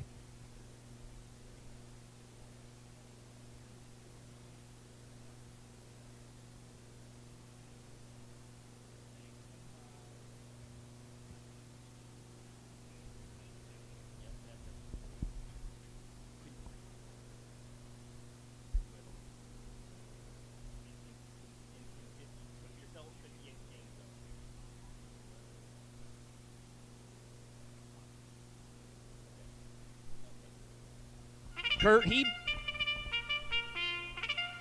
Folks, you can't get that anywhere else. Okay, we were trying to confirm if that was the fastest trotting mile the track record on Mount Sterling. He believes it's 58-3. He has also got a text into Ed, so hopefully Ed will get back to you. And I got a feeling that we just did set the world, not the world, but the state fastest trotting mile ever on a half. I believe that. We are going to do our best to confirm that before we leave here this afternoon. If you're poor old Ed Teefy, you're just minding your business, and you're getting bombarded with text messages asking, hey, what's the all-age track record at the Brown County Fair? We went down the list of all the ones listed by the USTA, of all the other Illinois fairs. I mean, there are, you've got 158-1 at Charleston. You've got 158-3 at Altamont. You've got a sub-2-minute all-age track record on the trot for Logan County at Lincoln, Union County at Anna. So there are a lot of fairs that do have trotting track records below 2 minutes. But we are going to do our best, folks. We've pretty well got it narrowed down. If Mount Sterling, the Brown County Fair, if they've not had a mile on the trot in 158 or faster, that's the only remaining question about whether or not we just saw the fastest trotting mile in Illinois County Fair history. So we will continue to work on getting that verified. In the meantime, race 5, Our thanks to Snurley and Company. They are the presenting sponsor for the Top Line Pace H3 and Up. Race 5 in your scorecard. Number 1, Some Red Hot Star, is owned by Jackson Loy of Beecher City, Tyler Stevens Clemens of Springfield, Richard Chandler of Bowie, Maryland, trained by Tyler Stevens Clemens. The driver is Tyler. 2, Double Parked, owned by Kevin Miller of Arthur. He's the trainer, Wyatt Avenatti in the bike. 3, Valley Sage, owned by Janet Asaro of Hazelwood, Missouri, trained by Darla Martin Lohman with David Lohman, her husband, in the bike. And number 4, I'm Always Classy, owned by Jackson Loy of Beecher City, trained by Tyler Stevens Clemens. The driver is Devin Neefus, making his first ever visit to the Martinsville Agricultural Fair. And by the way, I'm Always Classy was 3rd at Hoosier Park last Friday night at odds of 19-1 with a beaten time of 1:53.3.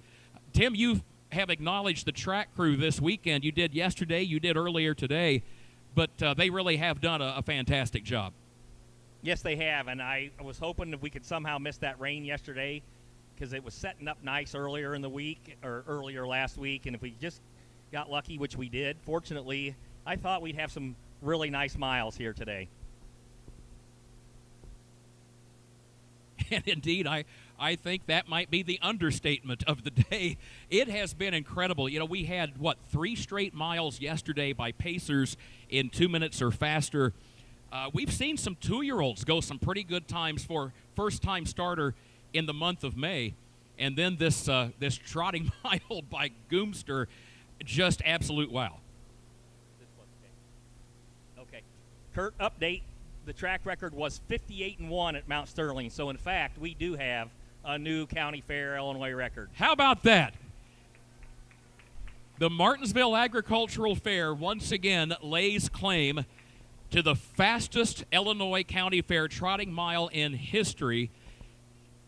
We do believe, based on our quick review of the records, and we do feel confident. I can't recall a mile in 1:57.4 or faster at an Illinois County Fair. We'll talk more about that in a moment. Hey, we're changing gears. We're on the pace right now, and here they come. Race 5. They are off and pacing. And there goes Double Parked right out for the early lead. Some Red Hot Star comes away, flashing early speed, but in second around the first turn. Valley Sage is racing in third, and I'm Always Classy is last of the 4 as they move off the first turn and head up the backstretch, racing toward the quarter-mile mark. And on the front end, Wyatt Avenatti with Double Parked. That is a pacing mare who's got a pretty high gear. She won near 150 at DuQuoin a couple of years ago on the big 1-mile track. Got the opening quarter, 29 seconds here this afternoon, so 29 flat, good, fast pace here in race 5, as it is Double Parked who shows the way around that west turn. I'm Always Classy is making a move from last to third to second, but is still about 2 to 3 lengths off the leader, and the leader is Double Parked as they come on down to the halfway point here in race 5, the first division of the Snurley and Company race. But I'm Always Classy is drawing right alongside. I'm Always Classy on the outside, putting the test to Double Parked. 58-4, the time for the first half mile, 58-4 fifth seconds. Back around the east turn of the racetrack they go, and up front, Double Parked has the lead by 3/4 of a length. I'm Always Classy is still there, second up on the outside, and then there's a gap of 5 more lengths back to Some Red Hot Star, and finally Valley Sage at the back, and a challenge and change for the lead. I'm Always Classy has taken the lead for Devin Neefus by a length, racing by the 3/4, 129-4. Around the final turn they go. I'm Always Classy with a widening 3.5 length lead. Back to Double Parked in second, a gap of 5 more lengths back to Some Red Hot Star in third, and Valley Sage is fourth. Turning for home, Devin Neefus making his first visit ever as a harness horse driver to the Martinsville Agricultural Fair, well in front with I'm Always Classy, who just draws off down the stretch and wins it by nearly 10 lengths. We'll check the time for the mile. Time for the mile, 2 minutes flat. Time for the mile, 2 minutes flat by I'm Always Classy. So, Tim, that makes 5 total miles so far over the last 2 days here, yesterday and today, in 2 minutes or faster over this track. Not too shabby, Kurt. That's what we like to see. An impressive race. The horse moved first up, back down the backstretch. and cleared and going into the last turn and opened up and was a handy winner.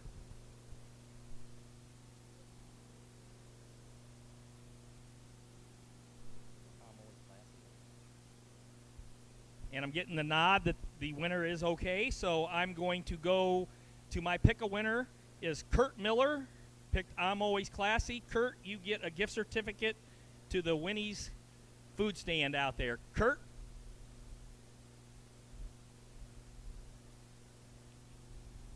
Kurt Miller?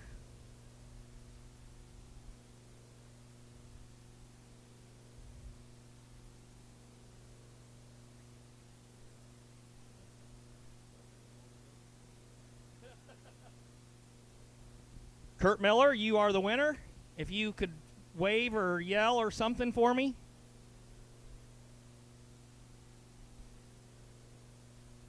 Oh, thank you, Kurt. We'll get you right over there. Congratulations.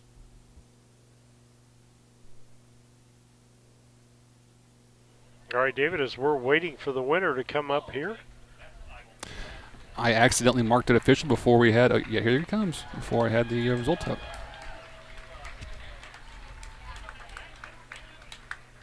How about that? Ladies and gentlemen, how about this? First career win for 22-year-old Devin Neefus, your winning driver in race 5. Is that the one Tyler was trying to get the license for? Mm-hmm.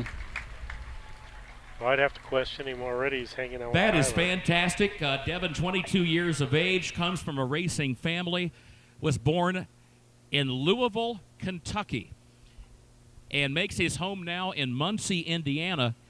He began his driving career last year. He made 15 purse starts. He had some seconds and thirds, but that first win had eluded him. He raced primarily on the Indiana Fair Circuit last year, and now this is his first purse start of 2026. Again, this is only his second year in the race bike, but he did grow up in a racing family, so he grew up around the sport. Tim, it's been amazing today. We're seeing milestones of all kinds here this afternoon. It is pretty amazing, Kurt. It's always great to see somebody get their first win. That's something anybody that's been in the sport, whether it's just training or driving or owning, you're never going to forget the first one. So that is congratulations to him. It's a great feeling. And, yeah, I told you the track would get, I thought, pretty fast today, but I never did think we were going to be breaking the all-time Illinois County Fair trotting record. I definitely didn't think that, even though as good a horse as Groomster is. And, again, we thank Dennis for bringing that great trotter to us. Already underway. Track after track. Kevin Miller Stable campaigns winning standardbreds across the Midwest.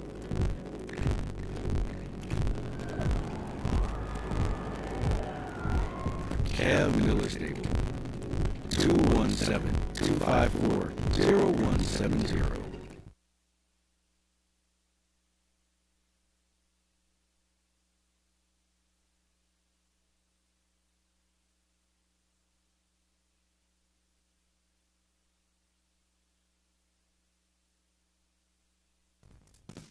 Real craftsmanship still exists at Yoder's Custom Woodworking and Amish Furniture. From custom kitchens and built-ins to handcrafted furniture, outdoor poly, and more. Family owned and trusted since 1995. Visit Yoder's and Sullivan or call 217-728-2166 today.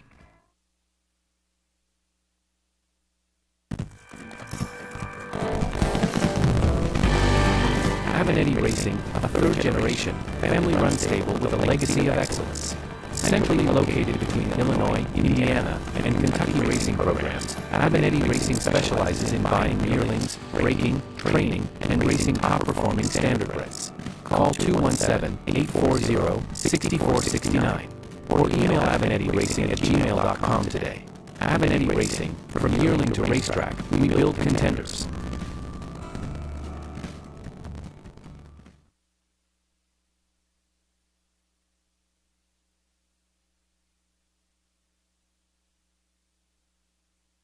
Okay, David, we got a couple of minutes we can talk here. Yeah.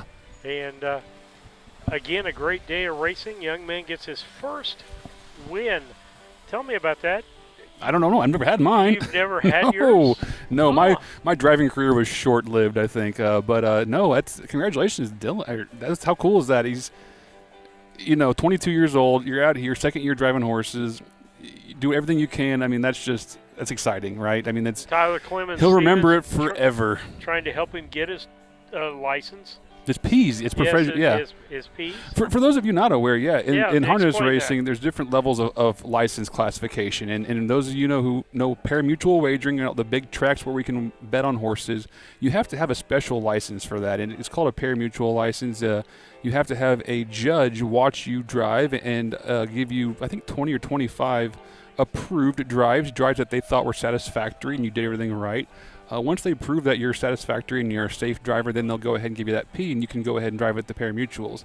But until then, you have what's called a QF license, a qualifier fair license, and that's where you can drive in qualifiers and fairs. And the opportunities then during the qualifiers to see the judge to watch you and make sure that you're safe and doing everything you need to be doing, and everyone else is going to get along with you. So yeah, there's different levels of licensure, and it's always coveted to get that P license. And I will say there's even a higher one called the A license. That's what Dad had, and that means you can drive any track in the world basically, unrestricted, whatnot. So that's the real goal. Some of those top guys have A licenses, but you only need a P to drive at, say, Chicago or Hoosier or whatnot. Okay, so that explains that. I mean, you just can't come out and get behind a horse. No, there's a testing process. I think it's been 10, 15 years for me, but when I took my test, but there is, I think you have to have 5 signers, 5 horsemen with A licenses who have to sign for you saying that they approve, they think you're safe, they think you're qualified. Once you do that, you go take a written test. I think I had mine administered by John Cisna over in Springfield at the IDOA office, and it's not an easy test, but it's considerable. And once you get through that, you're approved to take what's called a practical, and that's where you have a certified trainer who watches you take the horse from the stall, harness it up, take it on the track, train it a mile, the whole horsemanship experience from stall to putting them away to make sure you know everything it takes to be a trainer, and that's how you get qualified to be your QFG license, a general trainer license, so you can be a full, licensed horseman. Well, and there's more to it. People think on broadcasting, oh, great, you just show up, broadcast, and it happens. No, folks, there's more on the front end and the back end, and the same way with horses. If we could just show up at 3 o'clock and leave when the last race is done, we'd be happy, wouldn't we? And the same way with drivers. Yeah. Same way with guys that are bringing the horses. Folks, there's more than just getting the horse. The 2 here. minutes we see on the track is a culmination of thousands of hours they put in with these animals. Thousands of hours on the track and probably thousands more in the barn, working with them, getting the right equipment on them, making sure they're shod right, all those kind of things that keep your horse in tip-top shape. These animals are well taken care of, and what we're seeing, these 2-minute glimpses of how good they are, really don't really speak to the true testament of these animals. Well, and I remember, and talking with your brother Doug when we were down in Des Moines, and a horse down there that you guys had there. The horse acts in a specific way when it's ready to race, and getting to know those characteristics of a horse and what you need to do, because every horse is different, just like every human being. If you were to take a athlete, and I'll give you an example. When I played football, myself and the running back on the football team had a ritual, had a thing that we had to go through every game to feel like we were ready to start the game, and horses are no different. Yeah, they are. And sometimes it's the trainer establishing that routine. Sometimes it's the horse telling the trainer. And I tell you what, a lot of unsung heroes, oftentimes, we don't talk about them enough, it's the groom. It's that person who has their hands on the horse, from getting them out of the stall to cleaning the stall to wiping them down to giving them baths. The person that has their hands on that horse, more than anybody else, is that groom, and that's the person the horse trusts usually. So a lot of times, a good groom makes a good trainer look good, or makes a trainer look good. Absolutely, and the horse gets used to that, and it can say, "Well, this has happened to me. I'm close to getting out there and getting running, and they actually get anxious. Yeah. Oh, a yeah. horse will get anxious to get on the track. We had a horse named Big and Rich 20 years ago now or so I owned, and he was a nice colt, nice Rich's Hanover colt, and we were racing at Carlinville. We were racing right there where the Bowens always stable, the corner of that barn. It was actually at Petersburg, excuse me. At Petersburg, we had the same spot at both barns. We always get in the corner of the barn, but we're facing the track. Well, Big and Rich could watch every horse warming up, and he was in the last race, so he watched hours of horses on the track, and he got himself worked up into a froth. He was so sweaty. We put a towel over his eyes just so to kind of obscure some of his vision, just calm him down for a while until he could go and have his turn. But he just wanted to go take on everybody. He was a big bull. He thought he was big stuff. But yeah, they definitely have a mind of their own, and some of them tell you what they're going to do, it seems like. Well, no different than the story of Dum Dum. Yeah. That Kurt was in the telling. pasture for 3 years, and guess what? He wants to go race. So and I'm going to race a deer and you're going to show off, right? Then I'm ready to go. But that's just a testament to this breed, these animals. I think I hear a post-parade, but Yep. we can talk about that later.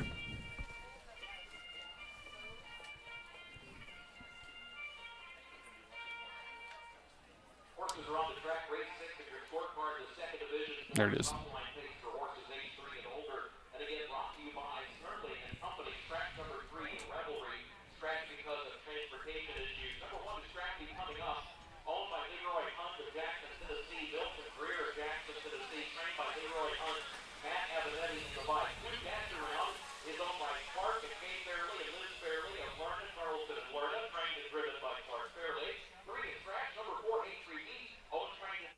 Tyler Stevens Clemens of Springfield. And number 5, Great Seats, owned by Wyatt Avenatti of Chrisman, Emma Avenatti of Sydney, trained by David Avenatti, and the driver Wyatt Avenatti. Okay, Tim, help us understand something here. We were chatting with David Avenatti a few days ago, and again, we find it fascinating, the thought process, what goes through the mind of a trainer, and everything a trainer has to look at and consider. Sometimes a trainer has to think about things beyond just what happens on the track. And here's why we say this.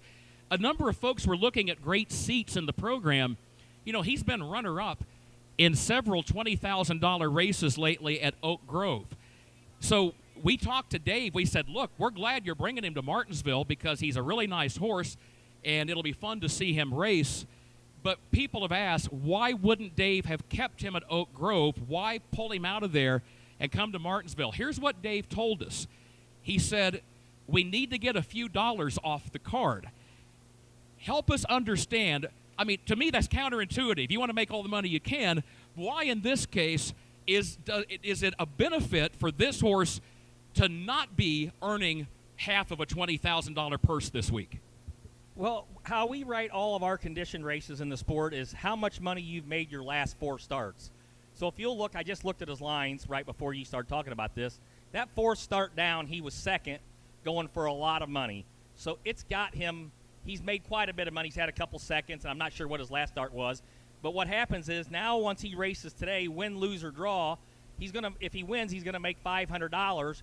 But when he was second in that race at Oak Grove, they were probably going for $20,000, so he picked up $5,000 if they were going for 20. So no matter what, that $5,000 is coming off of there. So basically, even if he wins today, he still loses $3,500 off of his last 4 starts. Therefore, he'll fit a cheaper condition and then go down there and be able to race where they'd like him to race instead of up as high as, he did. I've kind of done the same thing with my horse in the 8th race. That's kind of why he's here today also. Same situation. Just worked out good for me that I'm at home, and David didn't have to ship very far to get here also. So he's thinking the same thing. Just, hey, I'm going to hopefully come put a good race in, hopefully win, and then no matter what, though, I'm losing at least $3,500 off my last 4 starts. Very much appreciate the explanation. And again, it is interesting. Everything a trainer has to think about, because obviously you want the horse to race where he can be most competitive, but you almost get penalized when you're that good because you're going to get bumped up in class. Exactly, and you don't want to get your horse's heart broken. The mental game is more important than the physical game, really, honestly. They're just like people. Very much appreciate it, Tim. Thank you. Here they come, race 6. Oh, Wyatt wants to go. Great Seats tries to fire out from the outside. Matt Avenatti has speed with Scrappy coming up, and Matt says, not so fast there, bro. And Matt has the early lead, and he hugs the inside lane and will save the ground. Here comes Wyatt, though. Wyatt looks over at Matt, and he says, bye-bye, at least for now.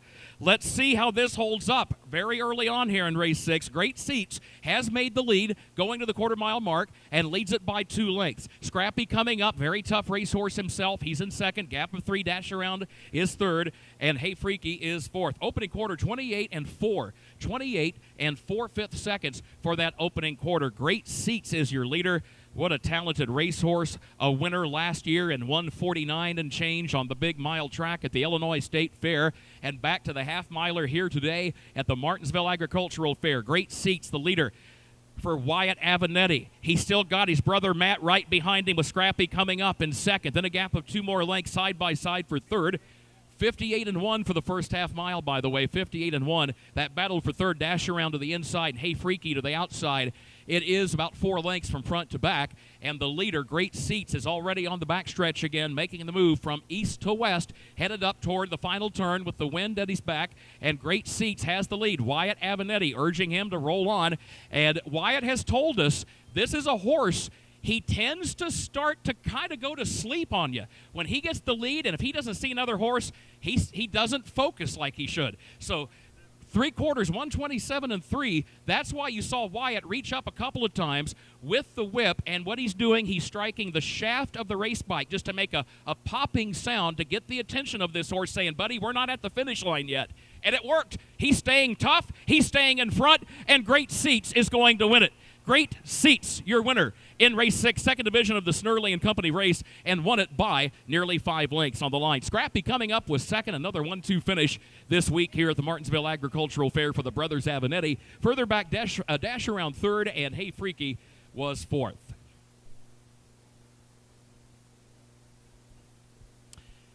Time for the mile. The fastest mile so far of this 2-day meeting, 156 and 2. 156 and 2/5 of a second. Keep in mind, if you're curious about the all-age pacing track record, that belongs to Fox Valley Jackson, 155 and 1, and that has stood since 2002. So not a track record, but still a very fast mile. And Tim, you all just keep racking up these fast miles here at Martinsville. Yes, we do. It was I was hoping, and now at least I don't look like a fool for saying it, but yeah, the track, Tim and Keith have it ready to go here, and it's just going to keep getting faster till the day gets over as it keeps firming up. So I'm getting the nod from the judge. Everything is okay on the winner. So Mitch Baird. Mitch, where are you? Where, Mitch? Oh, hey, Mitch, it's for Big Al's. I'll just keep this for you, all right? Oh, yeah, I hear you, Parcel. Don't start with me. Congratulations.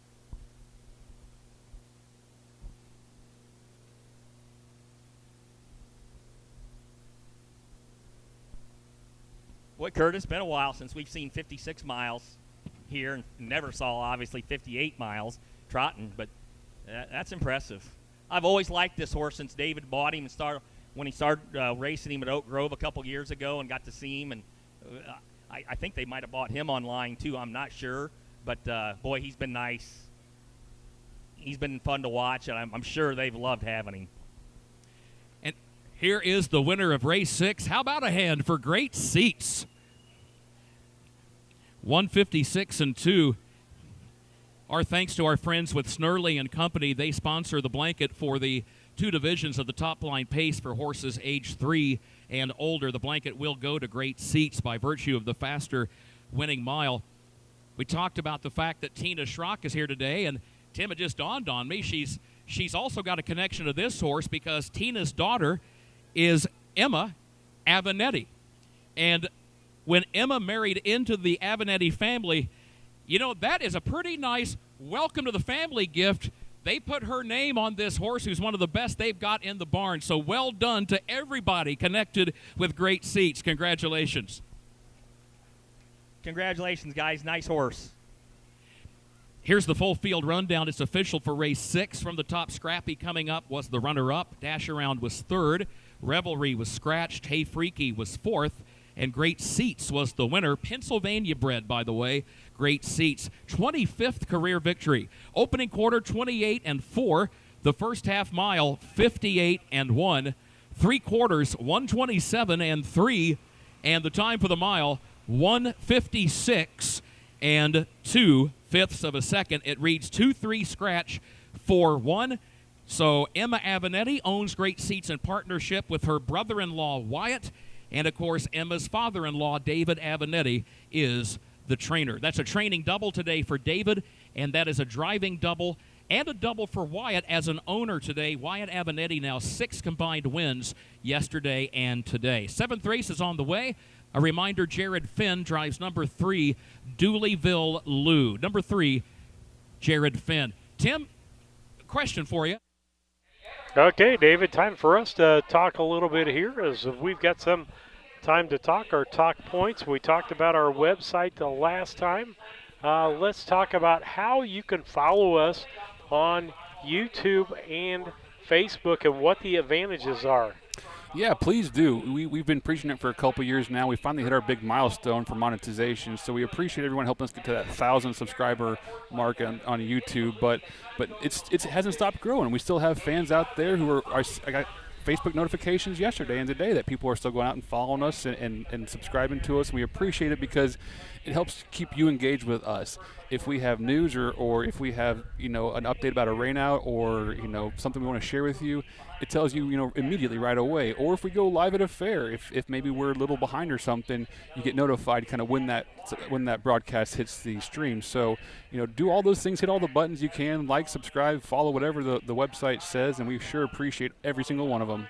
And David, Harness Tube's doing something new this year that you're anxious to show. I'll put this full picture so they can see this up here real close. Harness Tube Drivers Championship, folks. Here it is. This is – upside down. I'm good. This is the belt that will be going home with the driver that has the most points at the end of the year. There is a tracker on our website to show you who's in the lead. I think Wyatt was in the lead after – I didn't check yesterday, but after Springfield – and Juan Franco was in second. So keep your eye on that. And what are the qualifiers for this? You have to race. It's only events that we cover. So if it's at a Harness Tube event, those points count. The scoring I have to go look up. Actually. So the state fairground ones. The ones, if we're broadcasting, you get That's credit. the only qualifier is really that we're broadcasting the race. Yeah. Okay. It's not stake wins. If you win a free for all, if you win a non-winners of 5,000 lifetime, it doesn't matter. A win's a win. We're getting points squared away for everybody to make sure that we have a competition here. But it's gonna be fun to give this. I'm looking forward to the end of the season just to give this to somebody and watching. It's got a lot of good photo ops with it. We'll say, right? Hey, has Kurt Becker seen that? I don't know if he has or not. We need to see if Tim can do this during one of the breaks out there. Keep that out and put it on the deck over here. And put it on the deck over here, and we'll see if Tim can do something with that as far as letting people know what else is going on, what else we do. Because, one of the things we did a couple of years ago, and we did it through ours, but it was us being a part of this, is we gave the fastest paced driver award. I gave $100, and it just so happens again it was hotter than snot. Wyatt Avenatti 2 years ago. Yeah, not and so there's little things we're doing behind the scenes. You're trying to get an apparel store up to where they can sell some of their swag. And speaking of, not only Harness Tube, I know the Sulky sisters are out there on social media. DeRoos Starting Gates has some swag floating around the grandstand over there. I think was given out maybe as some of the Pick the Winner contests winners. So there's some DeRoos hats. There's some Frisbee fans. There's some koozies.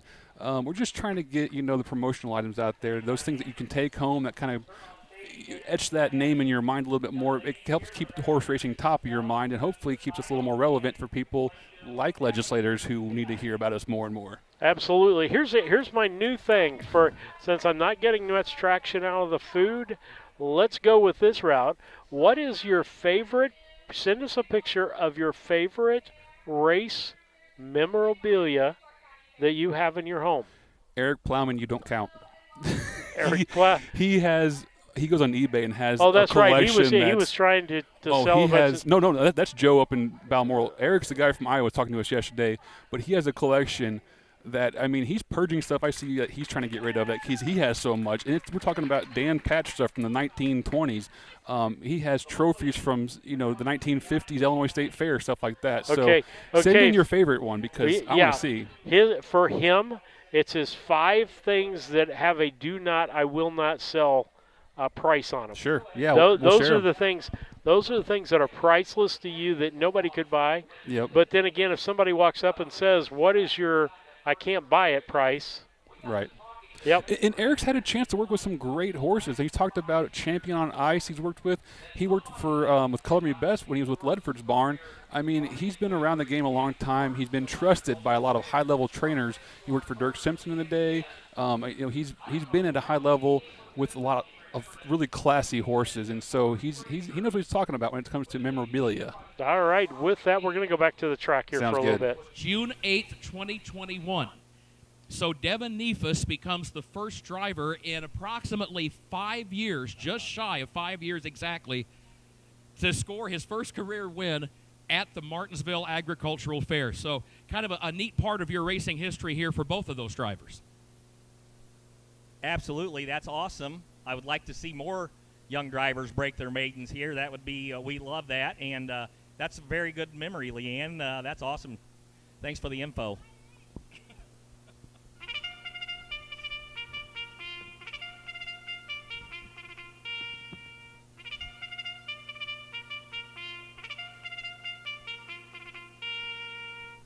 Post-parade forming up, race 7, the free-for-all trot. For a purse of $1,000, the Philip B. Reeds Memorial. We remember Phil Reeds, who was fair president, speed superintendent for over 20 years here, the Phil Reeds Memorial. Number 1, Hidalgo Otis, owned, trained, and driven by owned by Harold Finn Jr., trained by Harold Finn, driven by Harold Jr., co-owned by Harold Jr.'s wife, Jacqueline, and of course they now make their home in Greenup. 2 is Tank Me to Dennyland, owned, trained, and driven by Dennis Gardner of West Salem. 3, Dooleyville Lou is owned by Randall Dooley of Hidalgo, trained by Harold Finn. The driver, contrary to the program, is Jared Finn. And number 4, Lou's Mandalorian, former runner-up in the Great Midwest Trot, owned by the Flacco Family Farms LLC of Alexis, of Dr. Richard and Arlene Flacco and Rick and Tabby Flacco, trained by Jill Brown, and it is Jill Brown in the bike. Please note, and thank you, Mark, appreciate it, Mark Kingery passing along. He was alertly watching that post-parade, and he pointed out that number 2, Tank Me to Dennyland, does have a driver change to John David Finn. J.D. Finn on the 2, Jared Finn on the 3. Surprised Kingery was even awake, let alone watching the post-parade. Are you kidding me? Hey, just for all you Cubs fans like Mark Kingery, just to let you know, yeah, you did lose nine in a row today. Nobody's counting, but that was number 9. The next one will be a double digit. So much for your big 10-game win streak that you are also happy and touting and patting yourselves on the back for. So now you're about back to 500 there. Hope the season keeps going like it did for you. By the way, Tim, we asked Mark, that was kind of where this discussion began, because we asked Mark, did you get your first driving win here at Martinsville? He said no. He said, my debut, my first ever drive came at the Edgar County Fair at Paris. And he said, I won in my second drive, and that was at the Cumberland County Fair at Greenup. Rockabye Merv, 1980 at Cumberland County Fair in Greenup. That was where our own Mark Kingery got his first career victory. Boy, you're starting to date him, Kurt.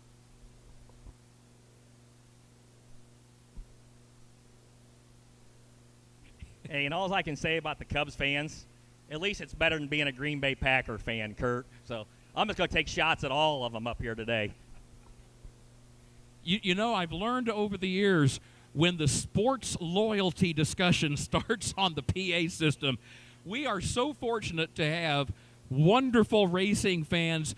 I tend to err on the side of let's not alienate any of these racing fans by talking about sports loyalties, but it does make for a fun, good-natured discussion. It's all in good fun. I mean, they've been busting us poor Bears fans forever because we have been absolutely brutal, but hopefully the tide is turning for us, Kurt. Right now at the post, gate is rolling. Fun at the old ballpark, as they say. Gate is rolling. Race 7, the free-for-all trot. These are all Illinois-bred trotters, by the way, lining up behind starter Stacy DeRoos and the starting car driven by Aaron DeRoos over there on the far turn. True legacy of service and leadership. That would be one way to describe the life that was led by Phil Reeds, who we remember here in race number 7, top of the stretch. Good to have you with us here today at the Martinsville Agricultural Fair. All of our race fans, whether you're here on site or tuning in on the live stream, watching via Harness Tube. Good to have you with us. Here they come, race 7. Off and trotting they go in the free-for-all. There goes Tank Me to Dennyland right out for the early lead. Dooleyville Lou comes away in the second position. Lou's Mandalorian is up third, and then Hidalgo Otis, who's last of the four, as they swing around the first turn and race toward the backstretch. Tank Me to Dennyland is your early leader. Tank Me to Dennyland is on top. This trotter has won over $100,000 himself. He has lived in the shadow of Goomster, as they are both in the same barn and have been since they started racing for trainer-owner Dennis Gardner. But Tank Me to Dennyland, pretty good trotter in his own right. 30 seconds flat for the opening quarter, 30 seconds flat. Here's Lou's Mandalorian right alongside of Tank Me to Dennyland. They go stride for stride, contesting the top spot. Then Dooleyville Lou, as they race around the turn, travels in third, just 2 lengths off that front pair. Then a gap of nearly 10 more lengths back to Hidalgo Otis. Coming down to the halfway point in today's 7th race, it is still a good battle for the lead, but it is also still Tank Me to Dennyland, who has the advantage by a neck, by a head. Here's Lou's Mandalorian drawing right alongside, once again past the half-mile mark. They got the first half-mile in a minute and 2/5. A minute and 2/5 for the first half mile. Back around the east turn they go, and this door-to-door battle for the lead continues. Further back, Hidalgo Otis just broke stride, but up front, you've got Lou's Mandalorian to the outside, and you have got Tank Me to Dennyland still there to the inside. Now, Tank Me to Dennyland has managed to save the ground, being on that inside lane around all turns on this half-mile track. Total of 4 turns to negotiate a course in the course of a mile on a half-miler, and that is beginning to pay off for Tank Me to Dennyland, that ground-saving trip on the front end against the inside lane. 1:31 was the time at the 3/4, 1:31, and Tank Me to Dennyland is opening up here 5-6 lengths to the good. Now it's a battle for second because Dooleyville Lou comes up the inside to challenge Lou's Mandalorian, but that's well behind Tank Me to Dennyland. Another win for the Gardner-Finn combination here this afternoon, this time in the Phil Reeds Memorial. Close for second. It will either be Dooleyville Lou or Lou's Mandalorian for runner-up. That pair came across the wire about 5 to 6 lengths behind the winner, Tank Me to Dennyland. Further back, Hidalgo Otis was fourth. Pretty snappy time, 2 minutes and 2/5 of a second. 2 minutes and 2/5. We'll meet the winner in just a moment. Race number 8 is on the way. Pick a winner, players. A reminder, scratch the 3, RK Swift. Upcoming 8th race, scratch the 3, RK Swift.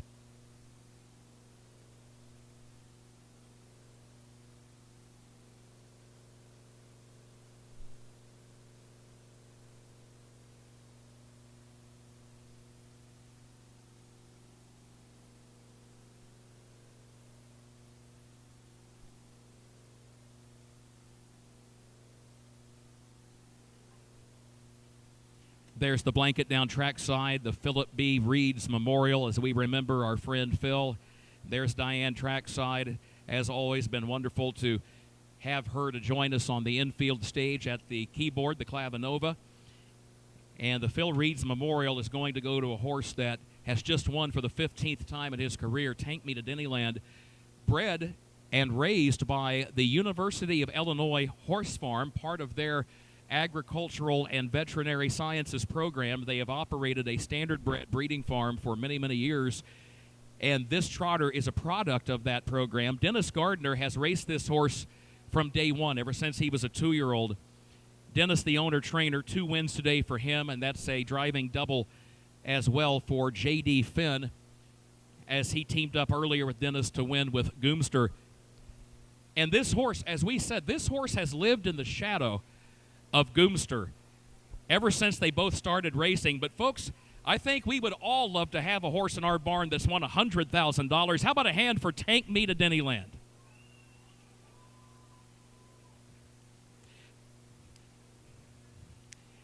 Tim, if you would be so kind, Phil Reeds, your memories of Phil here at the fair through the years. Nope. Hello? Yes, now I think you can hear me. Phil was my first baseball coach, believe it or not, back in I was probably 7 or 8 years old. So it started way back when. He was mayor of Martinsville for many, many years, probably 20 years. Drove my second great Midwest winner here that he owned, B.R.'s Brett, who he owned with his sister and somebody else, but I'm not sure. But it was a family deal between them, so that was a lot of fun. And I still have the win picture, and I don't know if you could see the horse. There were so many people out here that day. It was a really nice day, and Phil was a great guy. We all miss him. He was the speed superintendent, like he talked about, for 20 years. He always looked out for the horsemen here, and he just was a big loss to the community. Yes, he was. So, but we remember him fondly, and we appreciate what he did, and I know he's up there looking down, giving us the thumbs up for today. He was always a lot of fun on race days in the judges' stand. He always had that very pleasant smile and a very positive attitude, and he wanted everyone to have fun at the races. The result is official. Here's the full field rundown for race 7. Hidalgo Otis finished 4th. Tank Me to Dennyland, the winner. Dooleyville Lou, the runner-up, and Lou's Mandalorian, 3rd. The opening quarter, 30 seconds. The first half mile in a minute, 2/5. 3/4 in 1:31. The mile in 2 minutes and 2/5 of a second. It reads down 4-1-2-3. Let's go back to Tim. Kurt, 7th race winner was Steve Price. Get some Big Al shake-up. Steve? All right, David, we'll come back to us. Nice win there. Nice race. A lot of good racing today going on. We've seen fastest trotting mile at Illinois County Fair. It's a great day of racing, isn't it? Well, and the guy and driver gets his first win. Exactly here. right. There are just lots of good things, folks. It's crazy to see Devin, and 22 years old, getting his first win in JD at his point in his career with all he's accomplished. Sharing this track together and both blazing away out here. Absolutely. Okay, well, he was going to do your belt. We'll take a minute here to talk through some talk points and get some things done on our end, as we have already talked about that. So let's talk about, hey, when you support Harness Tube, you're supporting our travel and expenses. It's almost a 4-hour drive for us to get here. Yeah. And it's worth every minute, but it is a long way over here. We're almost at Terre Haute, Indiana. And they've had noon start times before where we've had to actually come down on Saturday night. Correct. 3 o'clock this year, we cut out a hotel night so we can save on expenses, but we also are doing more races this year than we have in the past. So you're supporting our travel and lodging and some food in there. If we find a place to save a dime, we're going to spend it on doing more races or more trinkets. But either way, we want to make it better for our fans. And the example is, David has the advantage here of my whole storeroom of equipment. The camera we're using on the car is one that we use for basketball for the scoreboard, and we do some other things with it. But it allows us to experiment even before we spend money. We were on sitting the harness tube in the side. Brown County gym in November, and Steve was pointing at me. He's like, see that camera? That's how it's running the scoreboard camera. He's like, I think we could use that on a starting gate. And I was like, real? I didn't. It kind of has a cord on it, and a little monitor, and by gosh, it's the perfect setup. Well, because Stacy can watch the monitor in the car and keep the camera on the field pretty good. Absolutely. It couldn't be a better camera setup. Great for us. For that, an easy setup. I'll let you get this driver change. Okay, I'm going to go back to him. Hey, our friends at Harness Tube have come up with a really neat idea, I think. They have, looks like a Hulk Hogan championship belt here, and they are going to present that at the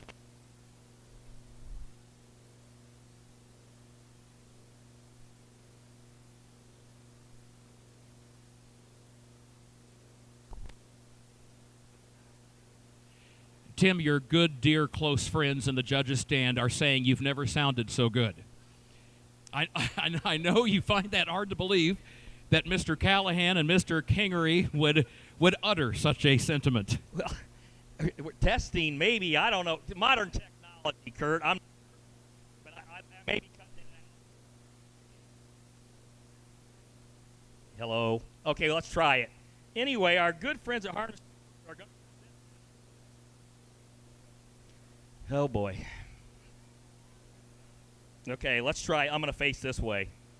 Our good friends at Harness Tube are going to present this to the leading driver throughout the Illinois County Fairs this year at the end of the year. So what they'll do is total up all the first, second, and third finishes for all the drivers that they broadcast. They will total up the point here and then give that to the winning driver. I think that's a great idea. The young guys out there are going to be gunning for this. I wish they had that when I was back doing this, something like that. It may have even got a little bit more edgy out there. So thanks for our guys at Harness Tube. I think that's a great idea.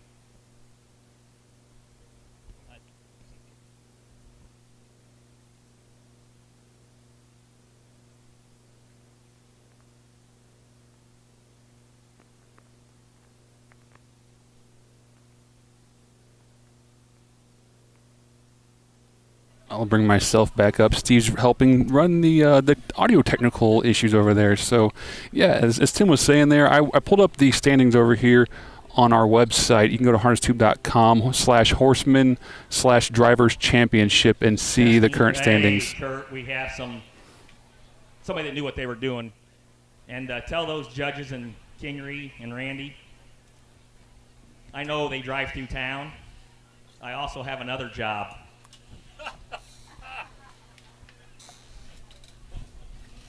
There is that old saying about not teasing the alligator until after one has crossed the river. Yes. Yes, there is, Kurt. Yes, there is.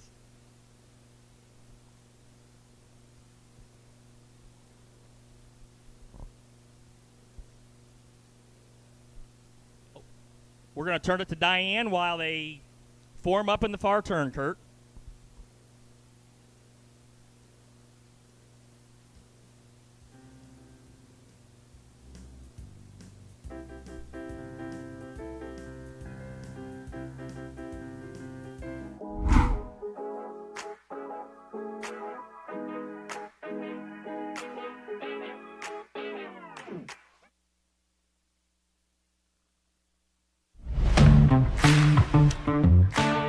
Kerr Auction is your trusted source for ag equipment, attachments, construction gear, trucks, trailers, and hard-to-find parts. With live and online auctions at kerrauction.com, you can bid from anywhere, field, job site, or front porch. From big equipment to small parts. If you need it, Kerr Auction has it. Don't miss your next deal. Check out kerrauction.com today. Kerr Auction, built for the working world. Why pay more for the same groceries? Your favorite brands at prices you'll love. Right here in Mattoon. Family owned and proud to serve our community. Proud supporters of local harness racing and the Coles County Fair. Stop in and save today. B&D Grocery in Mattoon.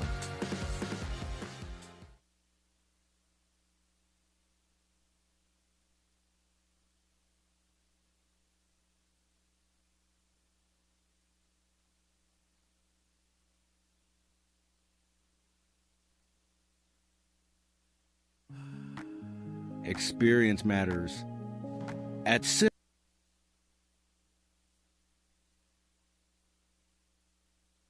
We'll get back to Simmons commercial later. Sorry about that. I hit a wrong button over here trying to load up some pictures. We have Eric Plowman in the chat sending in some really cool memorabilia photos. If I can get them pulled up, we will try to work through those somehow. Nope, that didn't work. Let me keep trying here. I'll figure it out. We got some more pictures came into YOLOcast. Oh, I have to upload them yet. I forgot to upload them. So they're on YOLOcast. They're not on the YOLO box yet. But we had Eric sending in some memorabilia photos, and he does have a collection. I tell you, he sent in some stuff that Dan Patch in training. I mean, just that is the coolest thing I've ever seen.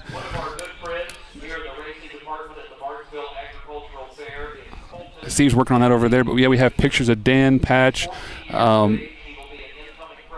Here's a Hamiltonian DuQuoin. I mean, those of you who grew up downstate Illinois know what the Hamiltonian means to the history of the DuQuoin State Fair. There, how cool is that? There's your Dan Patch picture, original print. He's got more than one. Did you get them all in there? Yep. Okay, cool. Taking them one at a time.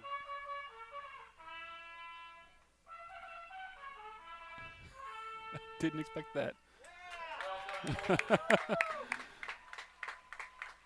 And he just heaved a big sigh of relief, and he wanted to do this as a tribute to his grandfather, Colton. Well done. And yes, there are calls for an encore from Colton here topside in the judges' stand. Let's meet the starters for the Tim Wilson Senior Memorial. And then, Tim, I want to come to you, Tim Jr., for a thought after this post-parade. Number 1, Peaceful Journey, owned by Marcus and Lester Detweiler of Sullivan, trained and driven by Marcus Detweiler. 2, Coup de Grace, owned by Terrell Simmons of Elgin, Texas, trained by David Avenatti, Wyatt Avenatti in the bike. 3 is Scratch. 4, Life Turns, owned by Albert Player of Starkville, Mississippi, trained by Jill Brown, driven by Chris Brown. 5 is Roger's Image, owned and trained by Jill Brown of Charleston, owned also by the Flacco family farms of Alexis and Nathan White of Frederick, Maryland. Remember, contrary to the program, the driver Jordan Patton. 6 is Steely Knife, fresh off a win in 151 at Hoosier Park, and a 16-1 upset, owned by the Wilson Racing Stable Incorporated of Martinsville of Tim Wilson Jr., owned also by Ann Calvert, who now makes her home in the off-season in Poinciana, Florida, trained by Tim Wilson Jr., Mike Johnson in the bike. And 7 is Arnado, owned by Amy Richardson of Benton, trained by Ray Hanna. The driver is Matt Avenatti. Tim, the race named in memory of your father, I was just trying to remember going back. Have you competed? Have you had a horse in your dad's memorial race in the past? Have you ever won your dad's memorial race? No and no. Have never had one in here, and so obviously I never won one in here. But hopefully we'll change that here in about 2 minutes. You've got Mike Johnson in the race bike today. How much does it help you on a race day when you've got a couple of horses, you've got your dad's memorial race, you've got a filly in the Great Midwest Pace filly division coming up? How much does it help you relax and be able to take care of your duties as our master of ceremonies, knowing you can put things in Mike's hands and he will take care of the horses? Well, to put it this way, he had the same teacher that I did, so I know he thinks exactly like I do, and I don't have to tell him anything because he was taught just like I was by Dad, so it's a real comforting feeling. He doesn't need me around, I know that. What has it been like over the years? You know, Mike has enjoyed some milestones in his own career. A few years ago, back in 2022, he was the winning driver in the Great Midwest Pace because of the fact that it's like the coaching trees in basketball. As you just mentioned, he was taught by your father. How much fun has it been for you to watch Mike's career as a horseman progress? Oh, it's awesome because he's like a brother to me. So his success, I enjoy it just like it'd be my own. And to see him win that year out here was just awesome for him. You know, it was just a great day for everybody. Again, there were so many people out in the winner's circle, the horse was lucky to get in there. But so, yeah, Mike deserves everything he had. One of the hardest working guys you'll ever meet in your life. Now, some of you may, I could tell a funny story if we have a time here, but I may get to that. But some of you may have remembered Mike when he was a little bit younger in high school. He wasn't the same Mike John. He was a little on the wild side, let's just say. But Dad tamed him up, and boy, he's just a great guy and an unbelievable hard worker and a very good horseman.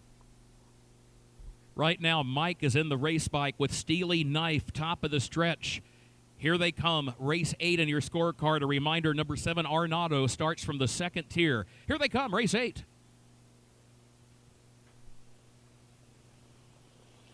They're off and pacing, and there goes Steely Knife from the outside, but plenty of company. Life Turns has early speed as well. Roger's Image is there, and also Peaceful Journey, who saves the ground toward the inside. Steely Knife, 3 wide, all the way around that first turn. Now double wide, contesting the lead with Roger's Image. Roger's Image to the inside. Steely Knife pokes ahead in front toward the outside as they head up the backstretch. Peaceful Journey backs away into the 3rd position. Life Turns is racing in 4th. Arnado is 5th, and then a gap of over 15 16 more lengths back to Coup de Grace, who is the distant trailer. 28-2, the time for the opening quarter, 28 2/5 seconds. The leader is Steely Knife. So Steely Knife was parked, had to go the long way all the way around that first turn, but now is on top, managed to get clear with the lead, got over to the inside to save some ground along with everyone else who lines up behind him as they race toward the half-mile mark off that west turn. So Steely Knife, Mike Johnson in the race bike, halfway home in the Tim Wilson Senior Memorial, leading it by a length. Rogers Image second by 2. Peaceful Journey is third, and then Life Turns off the first half. 57-3. 57 3/5 seconds for the first half mile. It is Steely Knife, the leader, as they once again head up the backstretch here in the Tim Wilson Senior Memorial. Leads it by 2 lengths. Rogers Image is second by a widening 5-length margin. Back to Peaceful Journey in third. Then Life Turns in fourth. Arnado is fifth, and Coup de Grace, the distant trailer. The leader is Steely Knife, already past the 3/4 mile mark. 1:26-2, the time at the 3/4. Steely Knife, just over an 1/8 of a mile to go. Mike Johnson aboard, turning for home with the lead, out to 3 lengths now at the top of the stretch. Rogers Image is second. Steely Knife is a 1/16 of a mile from the finish. It is Steely Knife by 3. Steely Knife in front. Steely Knife and Mike Johnson winning the Tim Wilson Senior Memorial for trainer Tim Wilson Jr., who also is the co-owner along with Ann Calvert. Steely Knife has done it.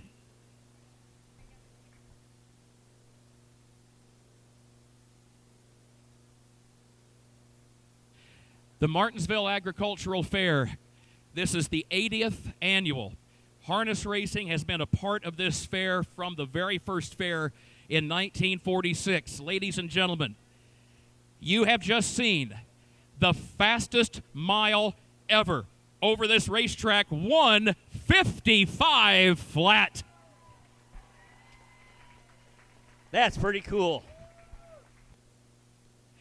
And Tim Wilson Jr. flashes a smile and nods his head at that announcement. He said, that's pretty cool, and absolutely it is. When you are the trainer and the co-owner of the horse that breaks the all-time track record here at Martinsville in the race that's named for your father, and, of course, longtime family friends as partners on this horse with Ann Calvert, the co-owner, coming trackside now with Barney. Tim Jr., the trainer. And you heard Tim Jr. talk about his friendship over the years with Mike Johnson and how Mike also learned horsemanship from Tim Jr.'s father. And it all started with a call to the post from Tim Sr.'s grandson, Colton Timothy Davidson. Just amazing. And there's Colton in the purple shirt with the word Braves across the front, getting a few fist bumps down trackside. And Colton set the tone for this race. And absolutely an amazing day at the Martinsville Agricultural Fair continues. More folks coming trackside now. Tim Wilson Sr., of course, based his stable right here at the Martinsville Agricultural Fairgrounds, a trainer and a driver who won so many of our most prominent races in Illinois, won the Great Midwest Pace a number of times as a trainer, won the Great Midwest Trot as a trainer, won Illinois State Fair Colt Stakes championships, and we remember Tim here today. And one can only imagine also what's going through the mind of Mike Johnson when you're the guy in the race bike, and now it's in your hands. Mike, you had a plan. You executed that plan to perfection. Mike Johnson, Steely Knife, 1:55 flat. That breaks the all-age pacing track record of 1:55-1, which had stood since 2002. Fox Valley Jackson did that as a 5-year-old for owner-trainer-driver Larry Binkley in the free-for-all pace back in 2002. And not only have we seen records broken here today, but we've seen records broken that have stood for a long, long time, such as 24 years in this case. A lot of smiles down trackside, and understandably so. Some cheers of way to go, Mikey, from the stands. Congratulations. Steely Knife. And there, the fist bump from co-owner and trainer Tim Wilson Jr. to his good friend Mike Johnson. What a moment at the Martinsville Agricultural Fair. Yesterday we saw a winner in 1:59.4. Fastest mile of the day was a horse that was bred and raised by Diana Wilson.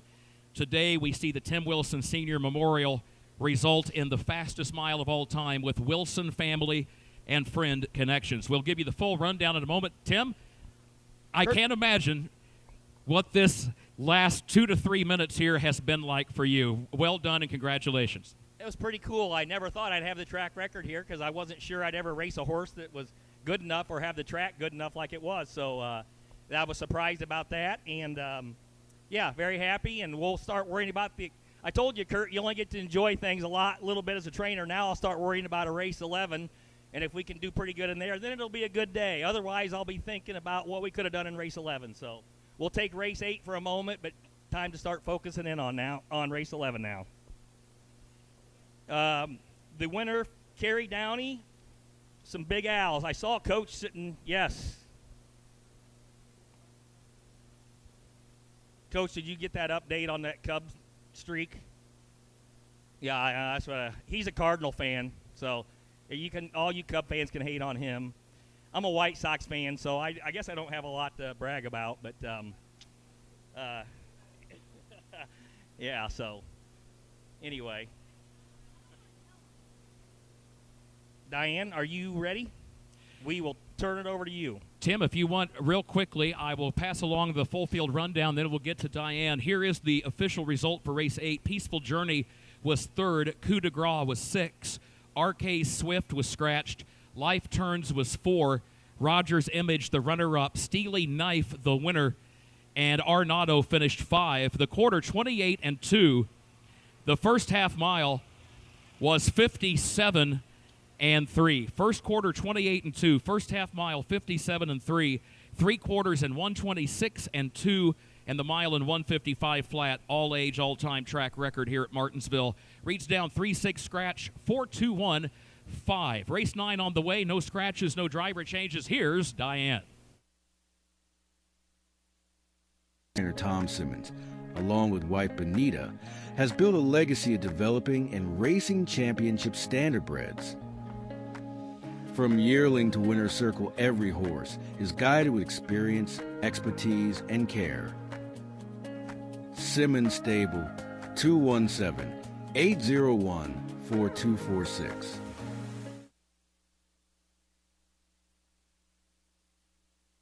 Looking to move your mobile home? Need a roll-off dumpster at a competitive rate? Or maybe it's time to demo that old mobile home? Pine Ridge Mobile Home Transport has you covered. We serve Central Illinois with reliable mobile home transport, offer affordable roll-off dumpsters for the Springfield area, and provide expert demolition services across Illinois and Missouri. For fast, friendly service, call Wayne Decker at 217-313-9744. That's 217-313-9744. Or find Pine Ridge Mobile Home Transport on Facebook, your one-stop solution for mobile home services.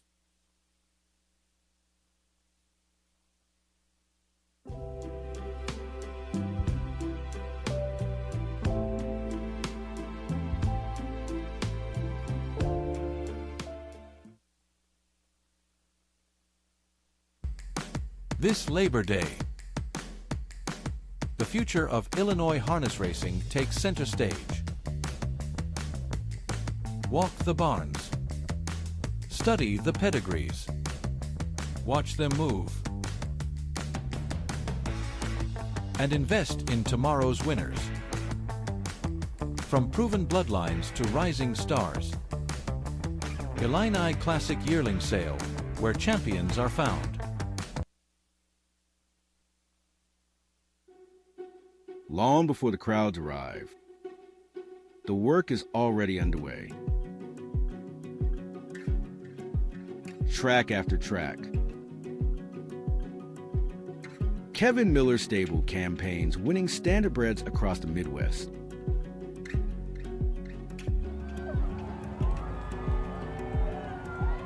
Kev Miller Stable, 217-254-0170.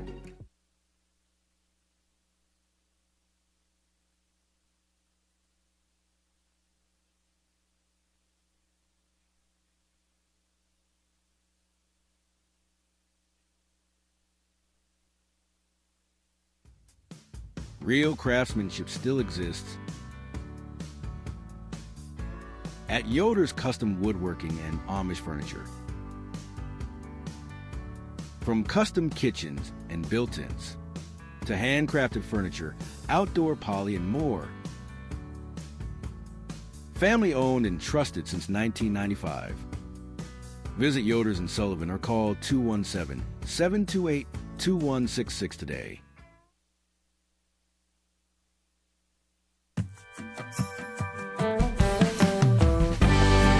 Avenatti Racing, a third-generation, family-run stable with a legacy of excellence. Centrally located between Illinois, Indiana, and Kentucky racing programs, Avenatti Racing specializes in buying yearlings, breaking, training, and racing top-performing standardbreds.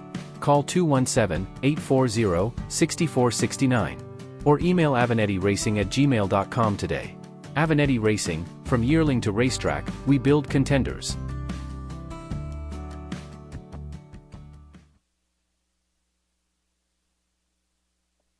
Like a mom and dad to me over the years. So Dad and Barney were best friends, and then once Dad passed away,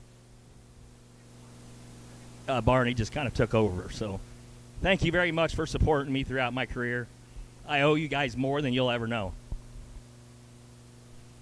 Has truly been a great friendship and working relationship over the years, and just a wonderful outcome there from that perspective in this afternoon's free-for-all pace. What a day.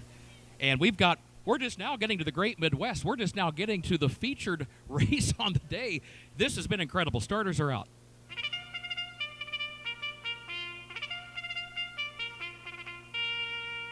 Parading to the post for race 9. Our thanks to ID Castings, our friends, presenting the Great Midwest Stakes for the second straight year here at Martinsville. This is the 76th edition of the Great Midwest, and this is the filly division of the Great Midwest Trot for a purse of $4,796. Number 1 is Lose Venom, owned by the Flacco Family Farms, LLC of Alexis, Dr. Richard and Arlene Flacco, Rick and Tabby Flacco, trained by Roshan Trigg, Marcus Turner in the bike. 2, Princess Babe LRS, owned by Ivan Hawthorne of Winsboro, Louisiana, Benita Simmons of Springfield, and Quione Anders of West Monroe, Louisiana, trained by Tom Simmons, the driver Mike Rogers. 3, Mariana G, owned by Edward Earl Thomas of Brandon, Mississippi, trained by Roshan Trigg, the driver Isaac Love. 4, Lustrous Diamond, owned by Jody Peacock of Cantrell, Carol Reynolds of Springfield, trained and driven by Rick Schrock.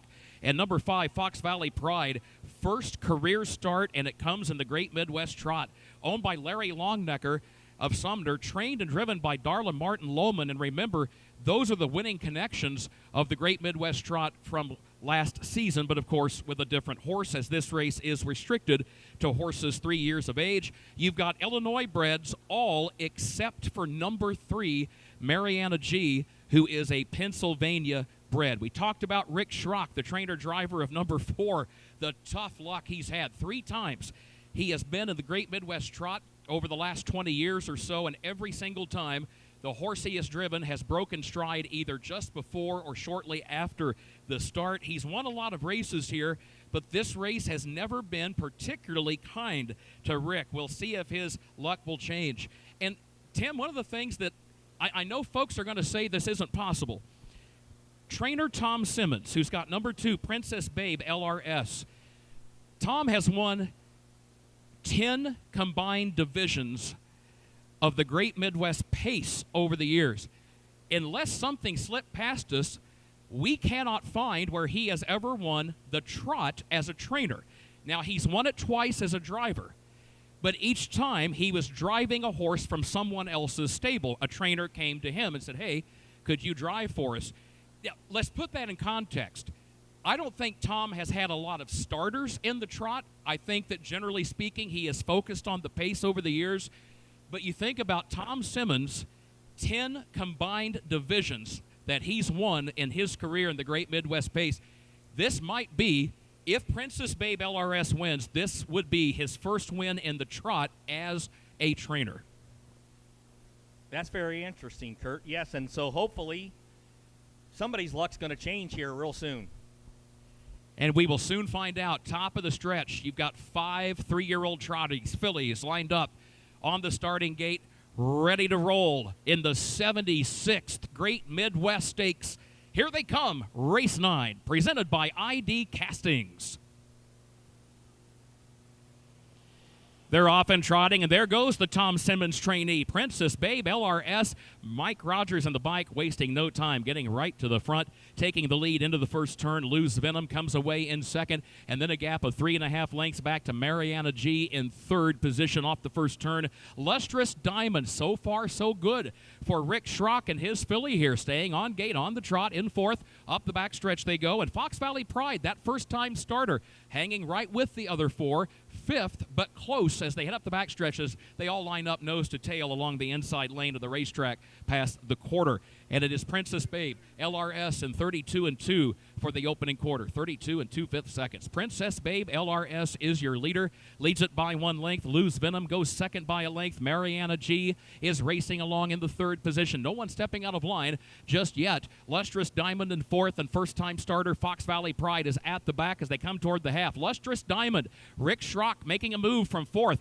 That will be the first move to challenge for the lead. Lustrous Diamond is trotting up to the outside, right alongside of Princess Babe, LRS. They're separated by a half length.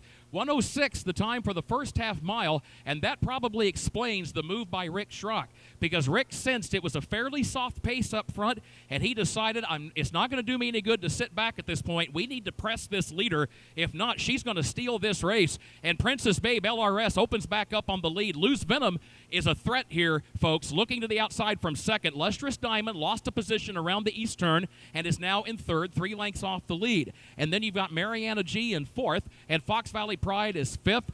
136 and 2 at the 3/4. 136 and 2, and Lustrous Diamond just broke stride. But the battle for the lead is a good one. Off the final turn in the Great Midwest filly trot. Top of the stretch, presented by ID Castings. Princess Babe, LRS to the inside. Lose Venom takes aim from the outside. Princess Babe, LRS, short lead. Here comes Lose Venom, and Lose Venom is trotting up fast on the outside, but here comes the wire. It'll be close. Oh, that's close. That's tight.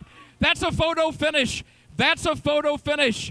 Will it be Lose Venom from the outside, or will it be Princess Babe, LRS from the inside? Tim Wilson Jr., that finish is everything a feature race should be. I'm not sure who got that. Jessica Bruner is going to have to tell us. She's our photo finish technician. That was an excellent race, Kurt, and like you said, that's a photo finish. Going to have to let the picture decide who wins this. I wasn't sure either. I wasn't sure if you had a better view than I did, but it doesn't sound like you did, so we're just going to have to wait and see what happens here.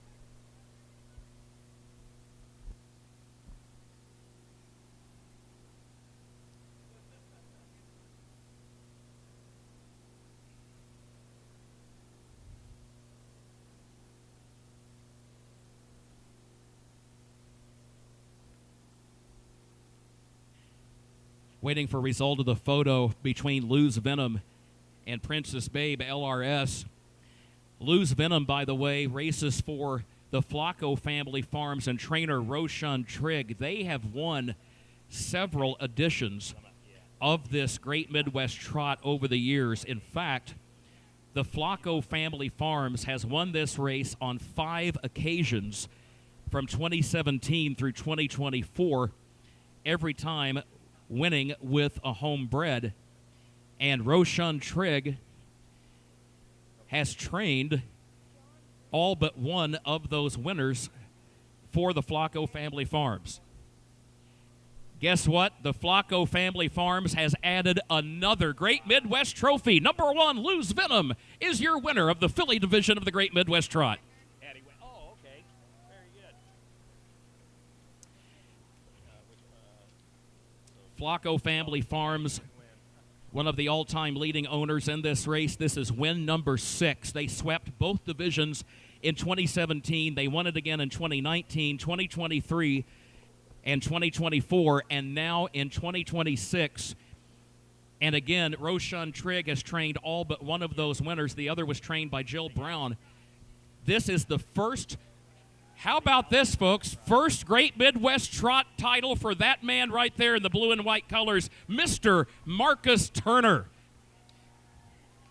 The man they call Gator has just won the Great Midwest Trot for the first time in his career. The time for the mile, by the way, 2:06.2. And how about this, Tim? The Flacco family farms, the last 2 times they have won this race, 2024 and again this year, both times winning by a nose and a photo finish. So they've won it a lot, but, man, they've had to sweat it out the last couple of times, and it's made for a fantastic race. So, Judge, are we official? Thank you, Randy Callahan. Here's the full field rundown for race 9. Lose Venom was the winner. Princess Babe LRS was the runner-up. Mariana G finished 4th. Lustrous Diamond finished 5. And Fox Valley Pride finished 3. 32-2 at the quarter, 106 at the half, 136-2 at the 3/4, and the time for the mile, 2:06 and 2/5 of a second. And it reads down 1, 2, 4, 5, 3. And again, every Flacco family, they've won 6 combined divisions of the Great Midwest Trot now over the years, all 6 by their flagship stallion, Hall of Famer Lou's Legacy, and every time with a homebred trotter. They just keep running up the score with those statistics, just amazing. And we've got the Colt and Gelding division of the Great Midwest Trot coming up, race number 10. A reminder, J.D. Finn drives the 2 Lou's Lottery. Let's go back to Tim Wilson Jr. Kurt, the 9th race winner, was John Graham. Gets some Rogers French fries and a Big Al shake-up. John? Oh, right in front of me. We'll get that out there to you very soon. And Diane, take it away.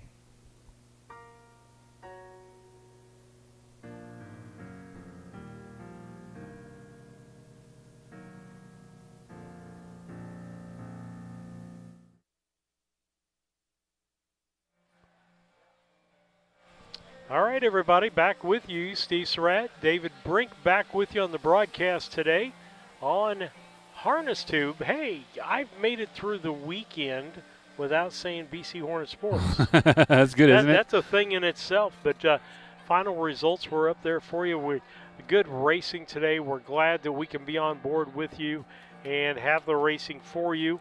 And we've got races coming up that we will have for you in the broadcast. Email David pictures, different things from the backstretch. We'll go to that. We didn't finish up those pictures real quick before we do this slide. Let's see, that is, I think here? Nope, here.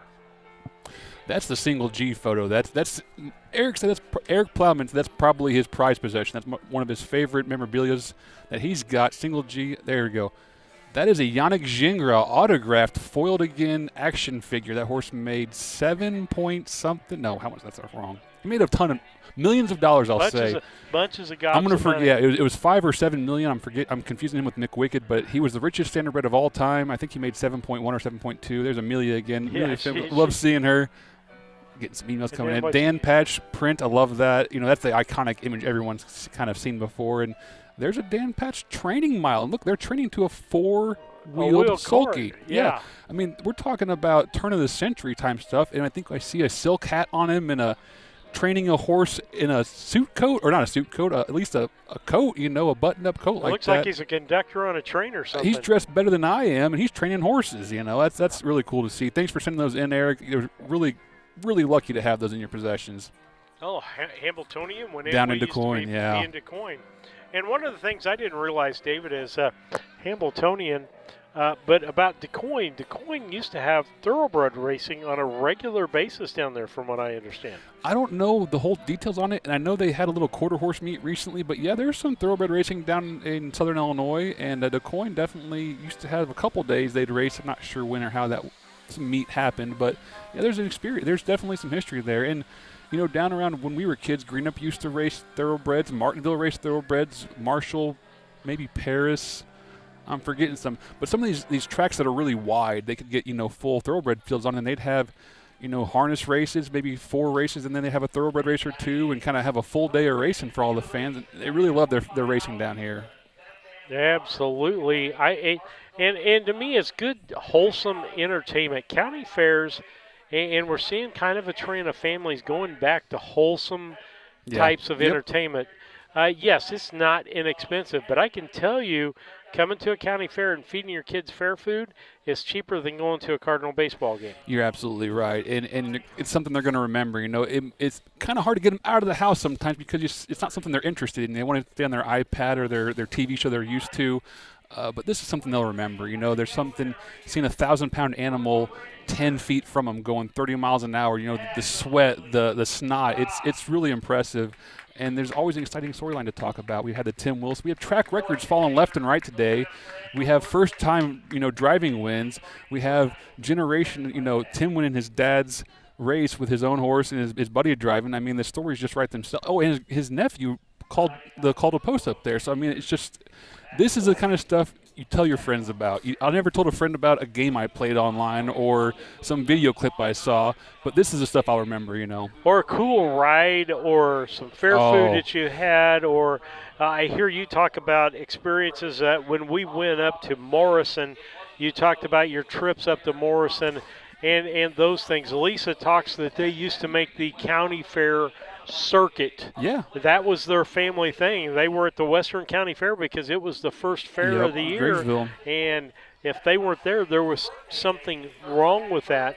But families need to get back into those rooted, easier things. A casual day today. Your kids get anxious and don't want to watch the racing. Great. Take them down for a ride. Let them run around. I mean, we did when we were kids. We had carte blanche on the fairgrounds. The parents were doing their thing, and we just kind of ran around.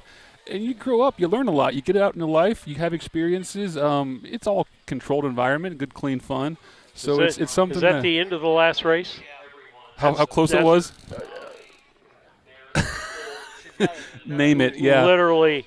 The photo finish from the last race was, I mean, we're talking a whisker there. So we want to thank the photo finish technician for sending us over. We're pretty fortunate. Yeah, we're talking about a long nostril maybe, and we're going 30 miles an hour. That's awesome. Photo, get that perfect timing. Be a reason not to trim your horse's nose hairs, right? Well, I'll tell you what, it gives you a reason to let that horse's head out when you get close to the wire. You don't want them kind of bunched up on themselves. You want to let them reach for that wire. Yeah, really, you're going like this with the reins.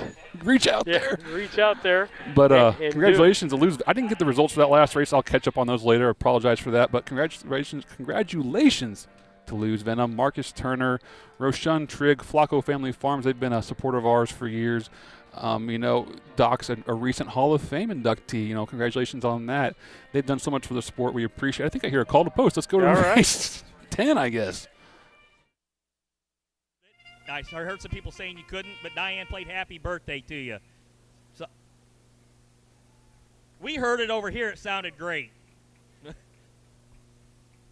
And, Tim, here's the post parade for the ID Castings Great Midwest Trot, 2nd Division, the Colt and Gelding Division. These are all Illinois conceived and foaled horses, by the way. The Great Midwest is open to the world, but it just so happens these are 5 Illinois-bred trotters for a purse of $4,796. And again, the Great Midwest restricted to horses 3 years of age. Number 1 is Shady Maple Champion, owned by Ivan Hawthorne of Winsboro, Louisiana, Jade Hadfield of West Haven, Utah, Benita Simmons of Springfield, Illinois, trained by Tom Simmons, the driver Mike Rogers. 2, Lose Lottery, owned by the Flacco Family Farms of Alexis, trained by Jill Brown. A reminder, the driver is J.D. Finn.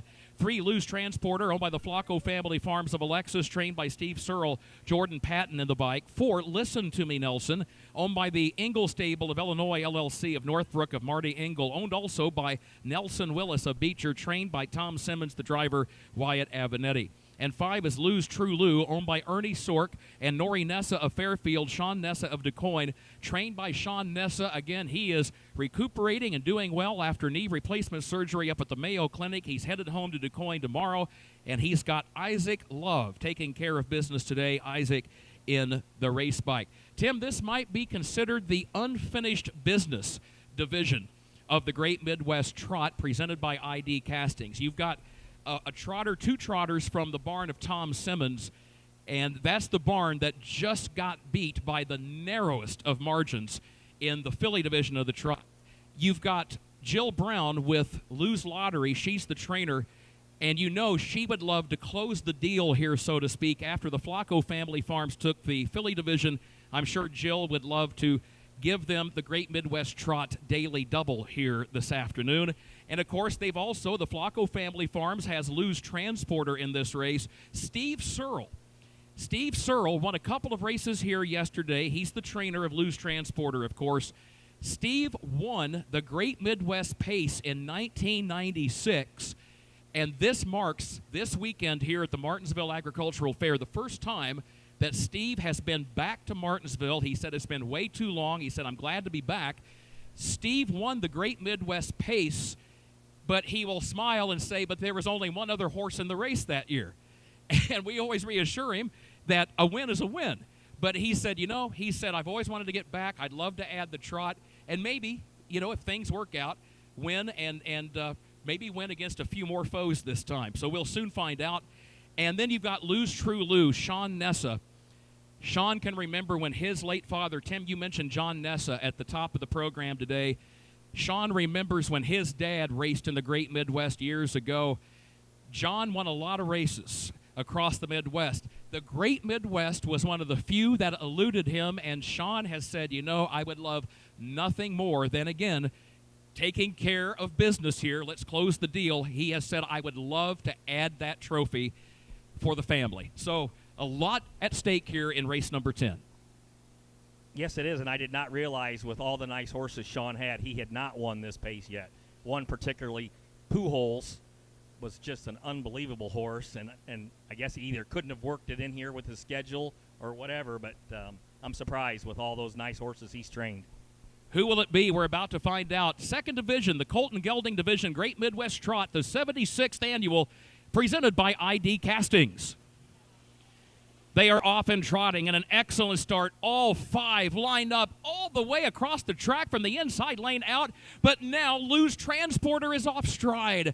Lou's Transporter breaks stride at the entrance to the first turn. In the meantime, it's still a three-way shuffle for the lead. Listen to me, Nelson. Comes out of that crowd and comes away with the lead for Wyatt Avenatti. Shady Maple Champion just broke stride. Lou's True Lou is moving up, carefully moving around traffic into second. Great job by Isaac Love there, just staying to the outside and clear of the braking horses, and now is in good position right behind the leader. 31-4 was the time for the opening quarter, 31 and 4/5 seconds. Listen to me, Nelson leads it by a length. Lou's True Lou is second, and then a gap of 3 more lengths to Lou's Lottery, who travels along in third. Lou's Transporter is fourth and is caught up with the front three, just 5 lengths or so from the lead, but then there's a long gap back to Shady Maple Champion, a better than 15 lengths or so back to the trailer. Here comes Lou's True Lou. The challenge is on for the lead in the Great Midwest Trot Second Division, presented by ID Castings. 104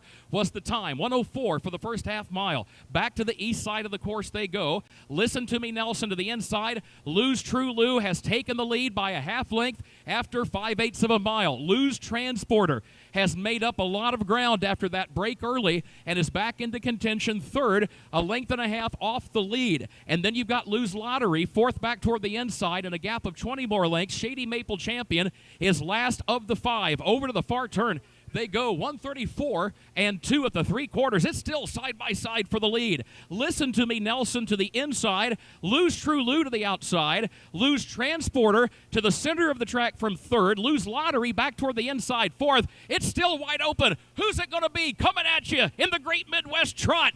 Listen to me, Nelson has the lead. It's back out to 2 lengths. Listen to me, Nelson in front. Tom Simmons and Wyatt Avenatti have just won their first Great Midwest Trot trophy. The first for Tom Simmons as trainer in the Great Midwest Trot. The first for driver Wyatt Avenatti in the Great Midwest Trot. The first for Engel Stable as owner and Nelson Willis as owner. 2:04-1 was the time for the mile. 2:04 1/5. So a day of firsts continues, and we'll recap it all and meet the winner in just a moment.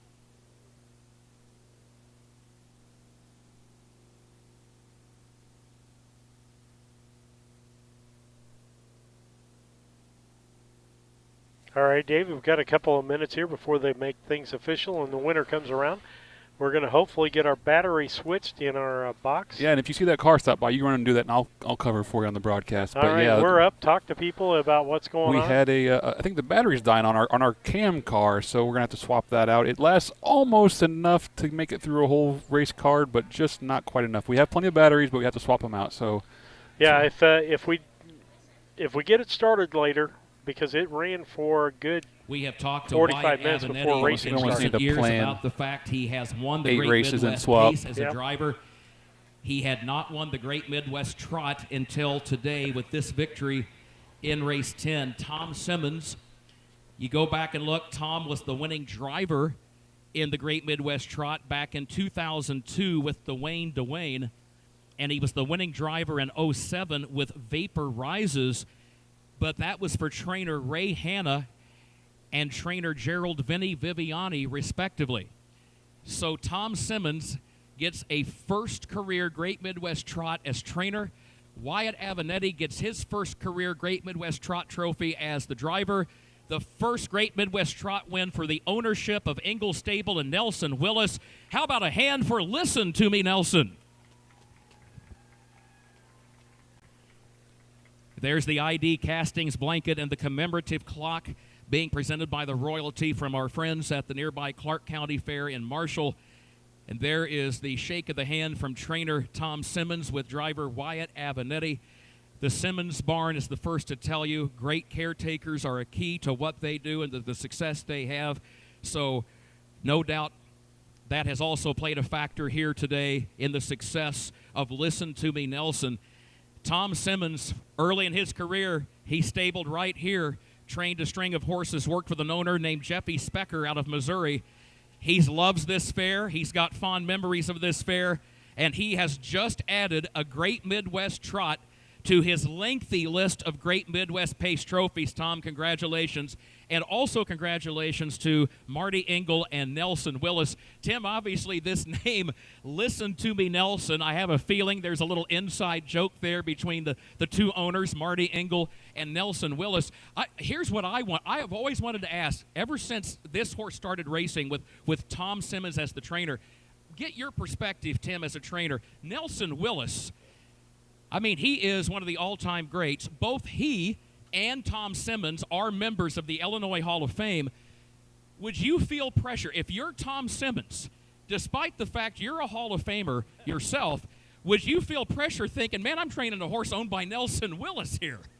How about it? It doesn't, another Hall of Famer, and you get Nelson calling you on the, I prefer to call him Spider. We all call him Spider, so it seems weird when you're calling him Nelson, but when Spider's, and he is one of the classiest, great guys.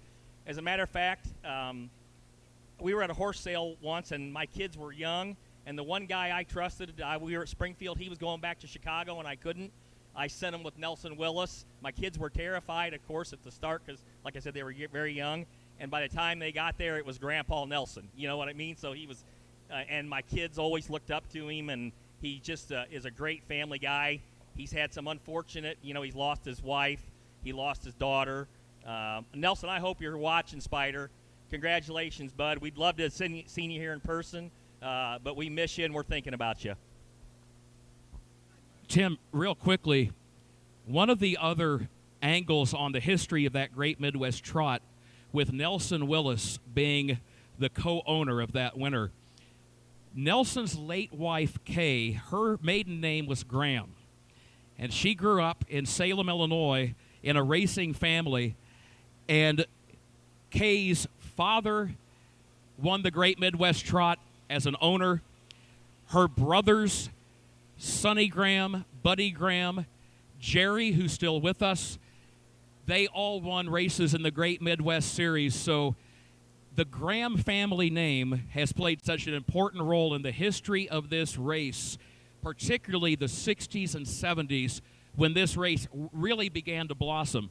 So we can't help but think of the late Kay Willis today, because she was part of that Graham family, and she has, in her own way, even though she's no longer with us, through her husband Nelson, who's co-owner, that has renewed that link in a manner of speaking to the Graham family in the history of the Great Midwest Trot. Judge, are we official here? Thank you. Here's the full field rundown for race 10. Shady Maple Champion finished 5. Lose Lottery 3. Lose Transporter 4. Listen to Me Nelson the winner. And Lose True Lou the runner-up. 31-4 at the quarter. 104 at the half. 134-2 at the 3/4. And the time for the mile 2:04 and a fifth. It reads down 5:34.12. Race 11's coming up, the Philly division of the Great Midwest Pace, again presented by ID Castings. No changes. Let's go back to Tim. Kurt, 10th race winner was Misty Kern. Misty.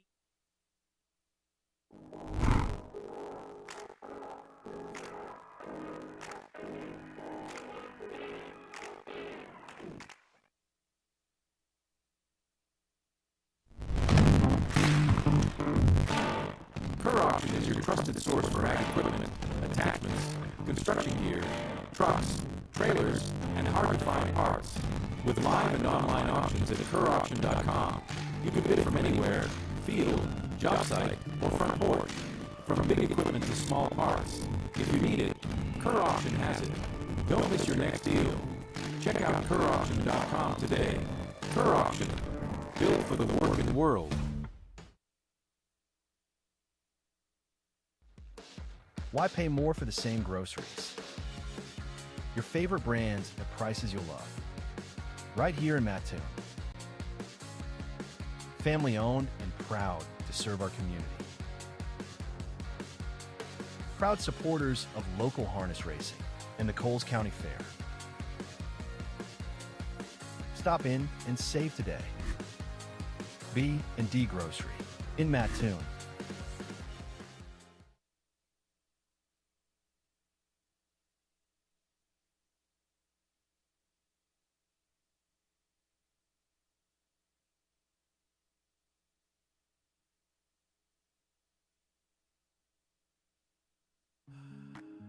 Experience matters.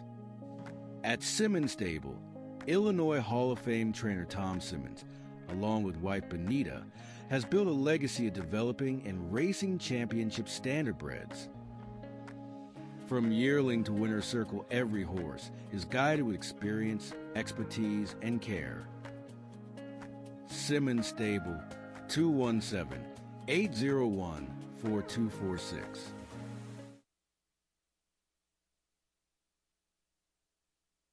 Looking to move your mobile home? Need a roll-off dumpster at a competitive rate? Or maybe it's time to demo that old mobile home? Pine Ridge Mobile Home Transport has you covered. We serve Central Illinois with reliable mobile home transport, offer affordable roll-off dumpsters for the Springfield area, and provide expert demolition services across Illinois and Missouri. For fast, friendly service, call Wayne Decker at 217-313-9744. That's 217-313-9744. Or find Pine Ridge Mobile Home Transport on Facebook, your one-stop solution for mobile home services.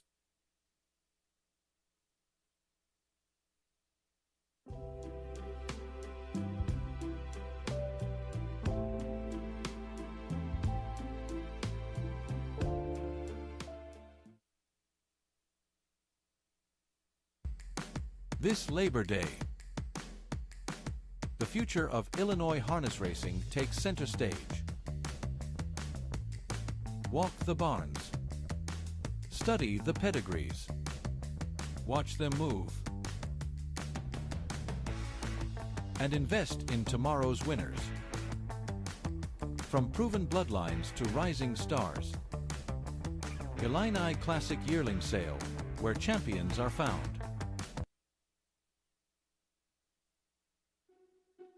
Long before the crowds arrive, the work is already underway. Track after track. Kevin Miller Stable campaigns winning standardbreds across the Midwest.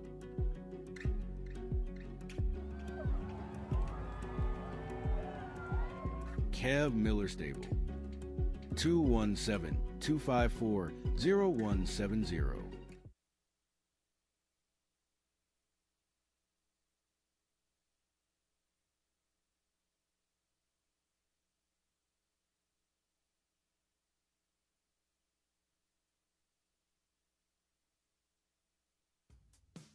Real Long have you known Donna Helt? What has she meant as a friend and a client to you and your family through the years? Well, honestly, I don't ever remember a day not knowing Donna, because we all started, all of us Helt kids. Dad was working for Donna. Actually, he started out, believe it or not, working for their grandfather on their dad's side, Joe, who was tragically killed in a car wreck when I was very young and they were very young. But so he actually started out working for Lang Helt was his name, and then Donna and her dad, Don Harris, got really interested in the horses, and they decided they wanted to open up a stable and asked Dad if they would do it. So I do not remember, obviously, when Dad worked for Lang, but ever since I can remember my days on Earth, Dad and Donna, Dad worked for Donna. So they're more than, they're kind of like brothers and sisters, really, more than partners. And we are ready to go with Race 11. Tim, thank you. Race 11 starters are out.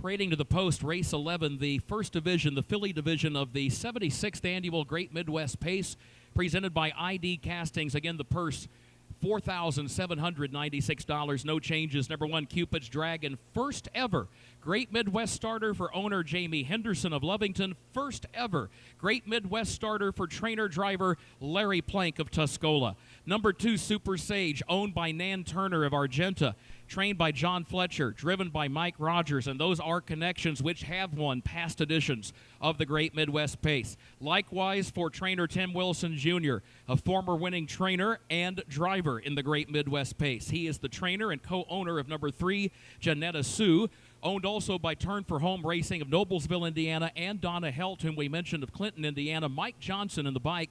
And number 4, Restless Angel, owned by Ernie Sork and Nori Nessa of Fairfield, co-owned by trainer Sean Nessa of DuQuoin. Isaac Love is the driver. Illinois breds in every case except for number 3, Janetta Sue, and that is an Indiana-sired filly as we get ready to go here in Race 11. Tim, you've won some big races. You've owned a horse that won well over $1 million. Do you still get butterflies in your stomach about the Great Midwest?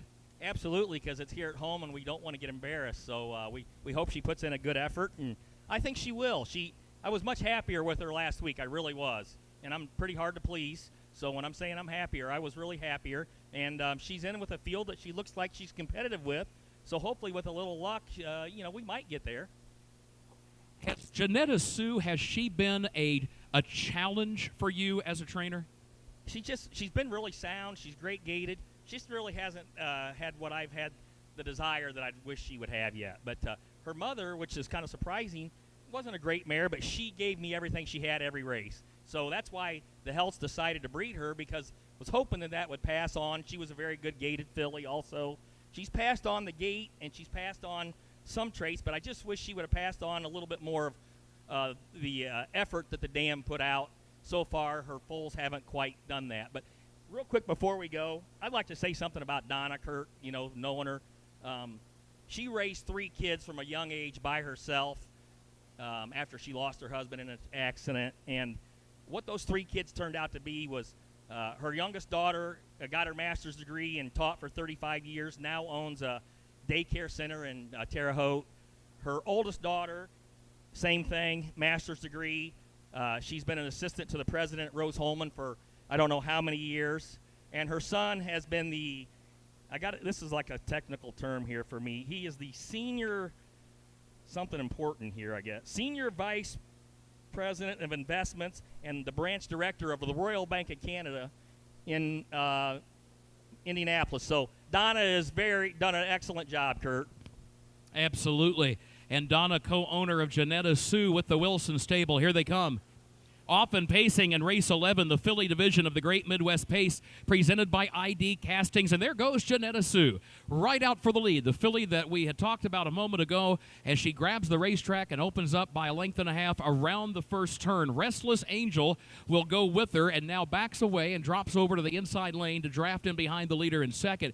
Cupid's Dragon away in good order in third, and likewise for Super Sage the trailer. So these 4 pacing fillies line up nose to tail. 4 3-year-old pacing fillies doing battle here in race 11 in the Great Midwest Pace. 30 seconds flat. Solid opening pace here. Opening quarter, 30 seconds flat. As they move around the west turn, Janetta Sue sets the tempo, leading Restless Angel by a length, then a gap of 3 lengths back to Cupid's Dragon in third by a length, and Super Sage is last of the 4. They come on down toward the halfway point. Mike Johnson looks over his shoulder, keeps an eye on the competition. He leads with Janetta Sue with a half-mile left to go here in the filly division of the Great Midwest Pace. Restless Angel is right behind him in second, and then Cupid's Dragon third, 101 for the first half mile. So a legitimate pace here in this 11th race, the filly division of the Great Midwest, and Mike Johnson just continues to let Janetta Sue pace onto the backstretch with that 1-length lead. It is still Restless Angel in second. Here comes Super Sage from the back of the pack, moves up 1 spot to third, but still 3 lengths off the lead as they go to the 3/4. And Cupid's Dragon, she's hanging tough. She's fourth, but she's still there with the rest.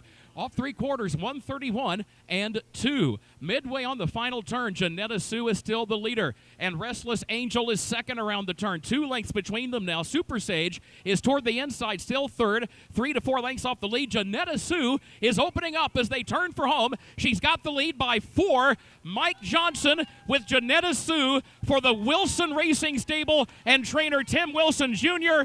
And for Turn for Home Racing and Donna Helt, they have won the filly division of the Great Midwest Pace, presented by ID Castings. It was all Janetta Sue. Restless Angel came across the wire in second. Time for the mile.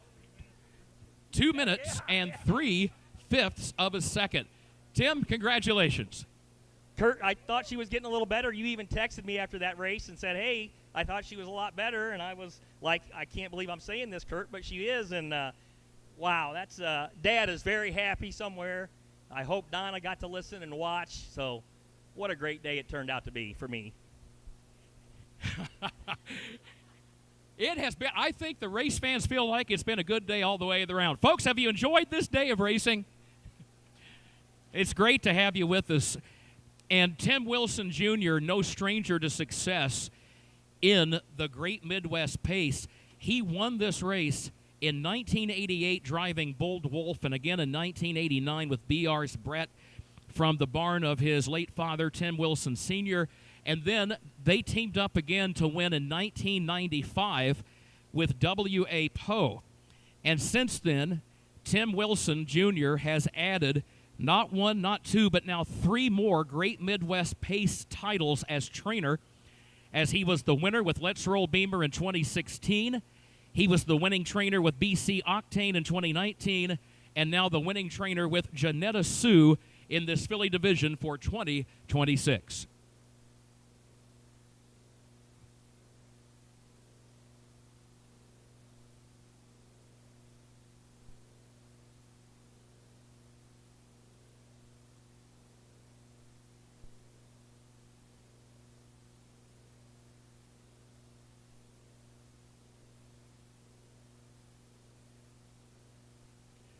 Not a bad day either for that man in the race bike. Mike Johnson, ladies and gentlemen, your winning driver.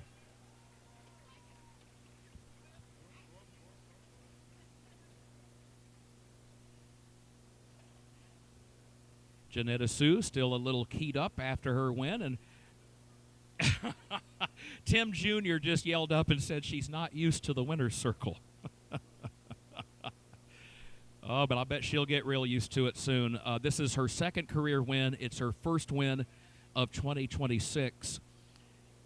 Congratulations to the Wilson Racing Stable of Tim Wilson Jr., the Turn for Home Racing of Noblesville, Indiana, Donna Helt of Clinton, Indiana, and this is a homebred, Indiana-bred, odds-on Eculus filly bred by Turn for Home Racing, LLC. 2 minutes and 3/5 of a second Congratulations to our winning connections in race 11.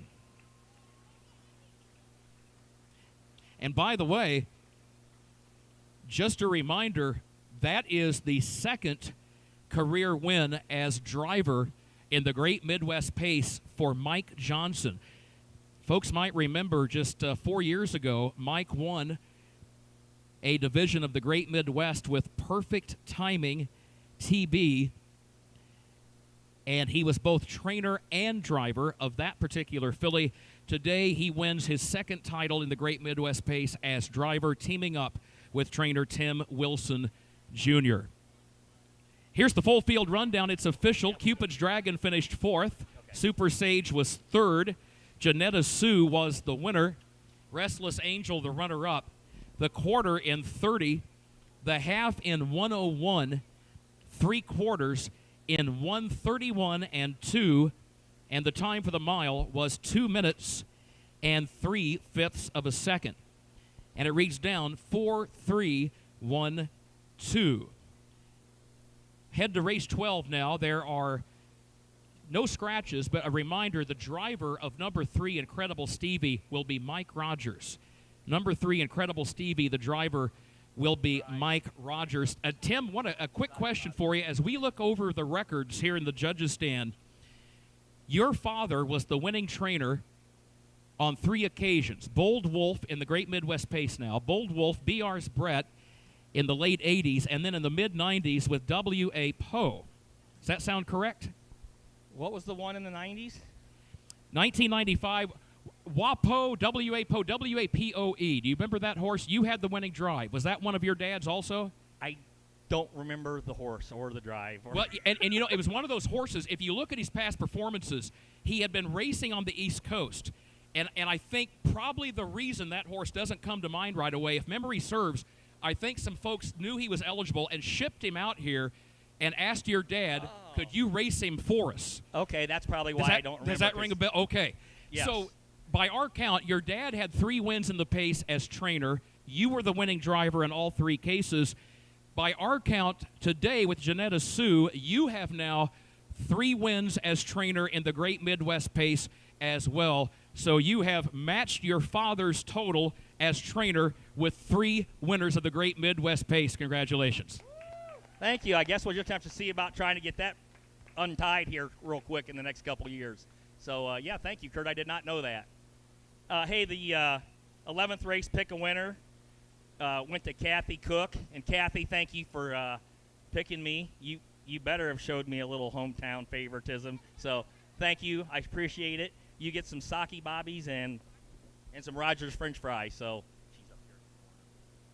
Okay. Kurt, it's nice to see. All right. Let me go through. We'll keep them back up. Diane, are you ready to take over? We'll send it to you. Yeah, why it's on the 4. All right, David, as we get ready to go here. Yes, sir. The last race of the day. Final division of the Great Midwest Pace. Now, if we can make this through this race unscathed, Don't the jinx last race us. of the day. We've had well, 2 broadcasts. It's not race 13 today. Well, it's always the last race of the broadcast. It was the 3rd qualifier in Springfield, race 13 yesterday. Deckers. Well, that's been years ago, but I mean, this year we've just had some bad luck on the final.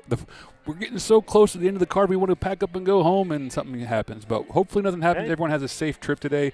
We want everyone to keep all 4 feet on the ground and both wheels if we can possibly make that happen. And I want to say this. I know that Kurt talked about it quite a bit yesterday. Condolences to the Kyle Busch family. I was not a Busch fan, but you can't deny that he was a great competitor and car driver. Oh, the talent was there.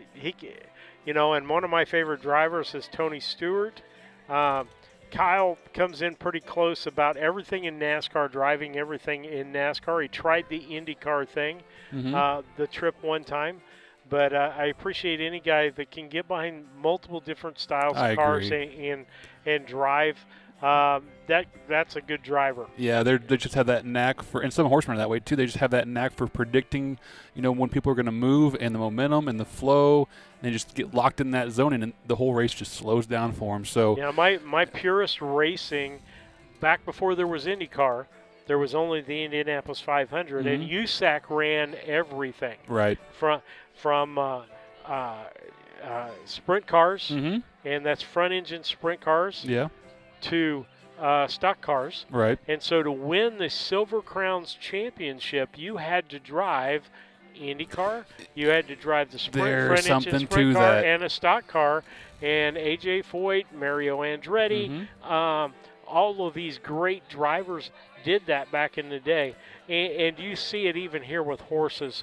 You've got guys that drive 2-year-olds, 3-year-olds, and there's a different mentality in each one of those. And 4 years and older. And I was talking with David Avenetti last year, 2 years ago, about, I think it was the downstate or one of those stake races in the state of Illinois, and they were wanting to move it to Springfield or something. And he's like, part of the luster of it is you have to compete on different tracks, different size environments. It's not just a cookie cutter environment. So we'll throw it to Kurt for the post in today's final 12th race. Tim? Well, Kurt, I'll give away these prizes after you do the post parade. Sorry, I didn't see they were all out. All good. Post parade forming up on the east end of the track down in the first turn for the final race of the day. The second division, the Colton Gelding division, with one filly, Mia's March Madness, with her first career start. How about that? Let's meet the starters again, presented by ID Castings. The total purse, $4,796. These are all 4 Illinois-bred pacing 3-year-olds. Number 1, Mia's March Madness, is owned by Candy Herzog of Beecher City, trained by Jordan Patton. The driver is Jordan Patton. Number 2 is TJ's Pilot, owned by the Flacco Family Farms LLC of Alexis, of Dr. Richard and Arlene Flacco and Rick and Tabby Flacco, co-owned by the trainer Roshan Trigg out of Brandon, Mississippi. The driver is Marcus Turner. Number 3, Incredible Stevie, owned by Nan Turner of Argenta, trained by John Fletcher. A reminder, contrary to the program, the driver, Mike Rogers. And number 4, Illini Game Day, owned by Kevin and Keith Miller of Arthur and Andy Miller of Sydney, trained by Kevin Miller, the driver, Wyatt Avenetti. Tim? Yeah, Kurt, for the $25 from the Denham Family Farm. Now, it's going to be last name Young, that I'm pretty sure of, Kurt. But first name, you got to realize I don't have my cheaters over here, folks, so... Could be Joan. Could be Juan. Anybody that's got a young there? Oh, we do. Yes, $25 over there. Sorry, I just it's getting tough on this guy's eyes without his cheater. So $25 winner over here. And for the Martinsville Monopoly, it is Atticus Colburn. Right there. Awesome. Congratulations. Colton will run these over here before the race starts. Again, I'd like to thank our fine folks at ID Castings. We appreciate everything you do for us here. How about a big round? They put up a lot of effort here at the fair for us, and thank you very much. And I'm going to turn it over to Fair President Bob Zellers real quick. Hey, once again, thanks everybody for coming out. We've had a great 2 days of racing. We've had some track records. We love it. We appreciate all the help from up in the Crow's Nest. There's Leanne and company up there with Kurt. Stick around 7 o'clock-ish. We have our talent show coming up. So if you're already here, go grab you something from the food stands and come back in. I think we got like 10 people performing this evening. So there we go. Thanks. Thanks, Bob, and thanks again for getting 2 days of racing back here. Hey, Kurt, we really appreciate that. It's been an honor, as always, to work with you. When I say you are the best in the business, I don't say it just to say it. Everybody that gets to hear you, that's right. Please give me, because he is the best in the business. Kurt, you are. I wish you could be down here to take a bow, my friend. We appreciate you coming and being here for us. We really do. Well, it's great to be here, and thank you, one and all. And again, it was 40 years ago when I first called the Great Midwest Pace, when my dad handed off and said, I need help at Martinsville. And it's always a privilege and an honor. It's such a great racing tradition here and so much history with this fair. So I always enjoy it, and thanks for having me. Okay, and hey, last year I did a little something special for you, the last race, and everybody seemed to like it. So this may be a tradition for you and I, if you don't mind, in honor of your dad. Listen up, folks. I'm going to try to impersonate one of the greatest announcers ever. Here they come. Well done, Tim Wilson Jr. Well done. That is exactly how my father would bring the field down for the start. And they are often pacing in the final race of the 2026 Martinsville Agricultural Fair.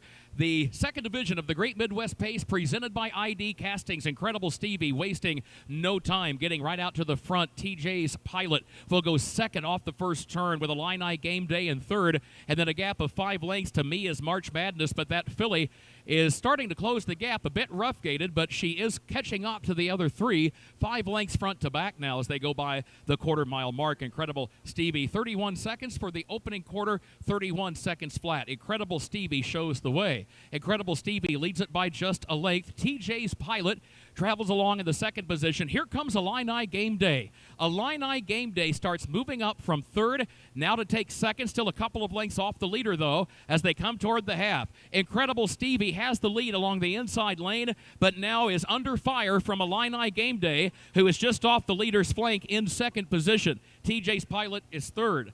102 off the half-mile mark. They race to the turn. 102 and 1. 102 and 1 for the first half mile. Incredible Stevie has the lead by a length. Illini Game Day has to go the long way around that east turn, but is still within a length of the lead. Now starts to inch forward a little closer. Second by 3/4 of a length. TJ's Pilot is tucked away third behind the leader toward the inside, and Mia's March Madness is now the distant trailer as they go by the 3/4. 1:31 and 2, the time for the 3/4, 1:31 and 2/5. Around the final turn in the final division of the Great Midwest Pace by ID Castings, the 76th annual. It is Incredible Stevie to the inside, Illini Game Day to the outside. Who's it gonna be coming at you in the final race of the day? It's going to be Illini Game Day getting a narrow lead. Yes, Illini Game Day gets up by almost a full length on the line. The first Great Midwest Pace title ever for trainer Kevin Miller. Wyatt Avenatti adds to his Great Midwest Pace total. Incredible Stevie, give that colt credit. He fought hard to be second. 2:01 flat, the time for the mile. 2:01 flat. We'll meet the winner, and we'll wrap it up here in just a moment. As you heard Bob say, stick around because coming up this evening, it's going to be the talent show. A lot coming up yet this week at the fair. Again, thanks for coming, everybody. Please tell a friend next year. Please bring somebody new to the fair. All right, let's kind of wrap up some things. So let people know where we're going to be. I'll pull this back up, pull this back down for a second as we let people know we're at Carrollton on Wednesday, 5 o'clock post time. The first and the second will be in Decatur, and also in the second we will be in Carlinville. So 3 race things in 2 days. So, it's going to be busy. Yeah, and so just tune in with us. As soon as they give the results here, we'll get off the air so we can get packed up and head toward home for a day break here. Winner is okay, so Teresa Carver gets some sake bobbies and a nutty bar. Okay. Teresa? She works at the nutty bar stand. Does she really? Thank you. Thanks for being here, everybody. Have a great Kurt. You're unbelievable, my friend. Tim, always a pleasure working with you. And how about a hand for our Master of Ceremonies, Mr. Tim Wilson Jr. Tim, thank you. Great job.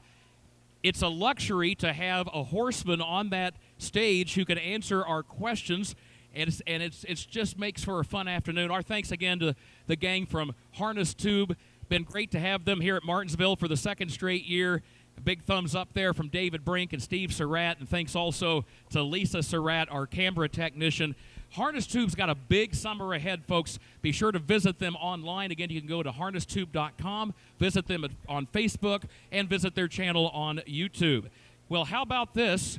The final race of the day in the second division of the Great Midwest Pace, Mr. Wyatt Avenatti wins the Great Midwest Pace for the second time in his career.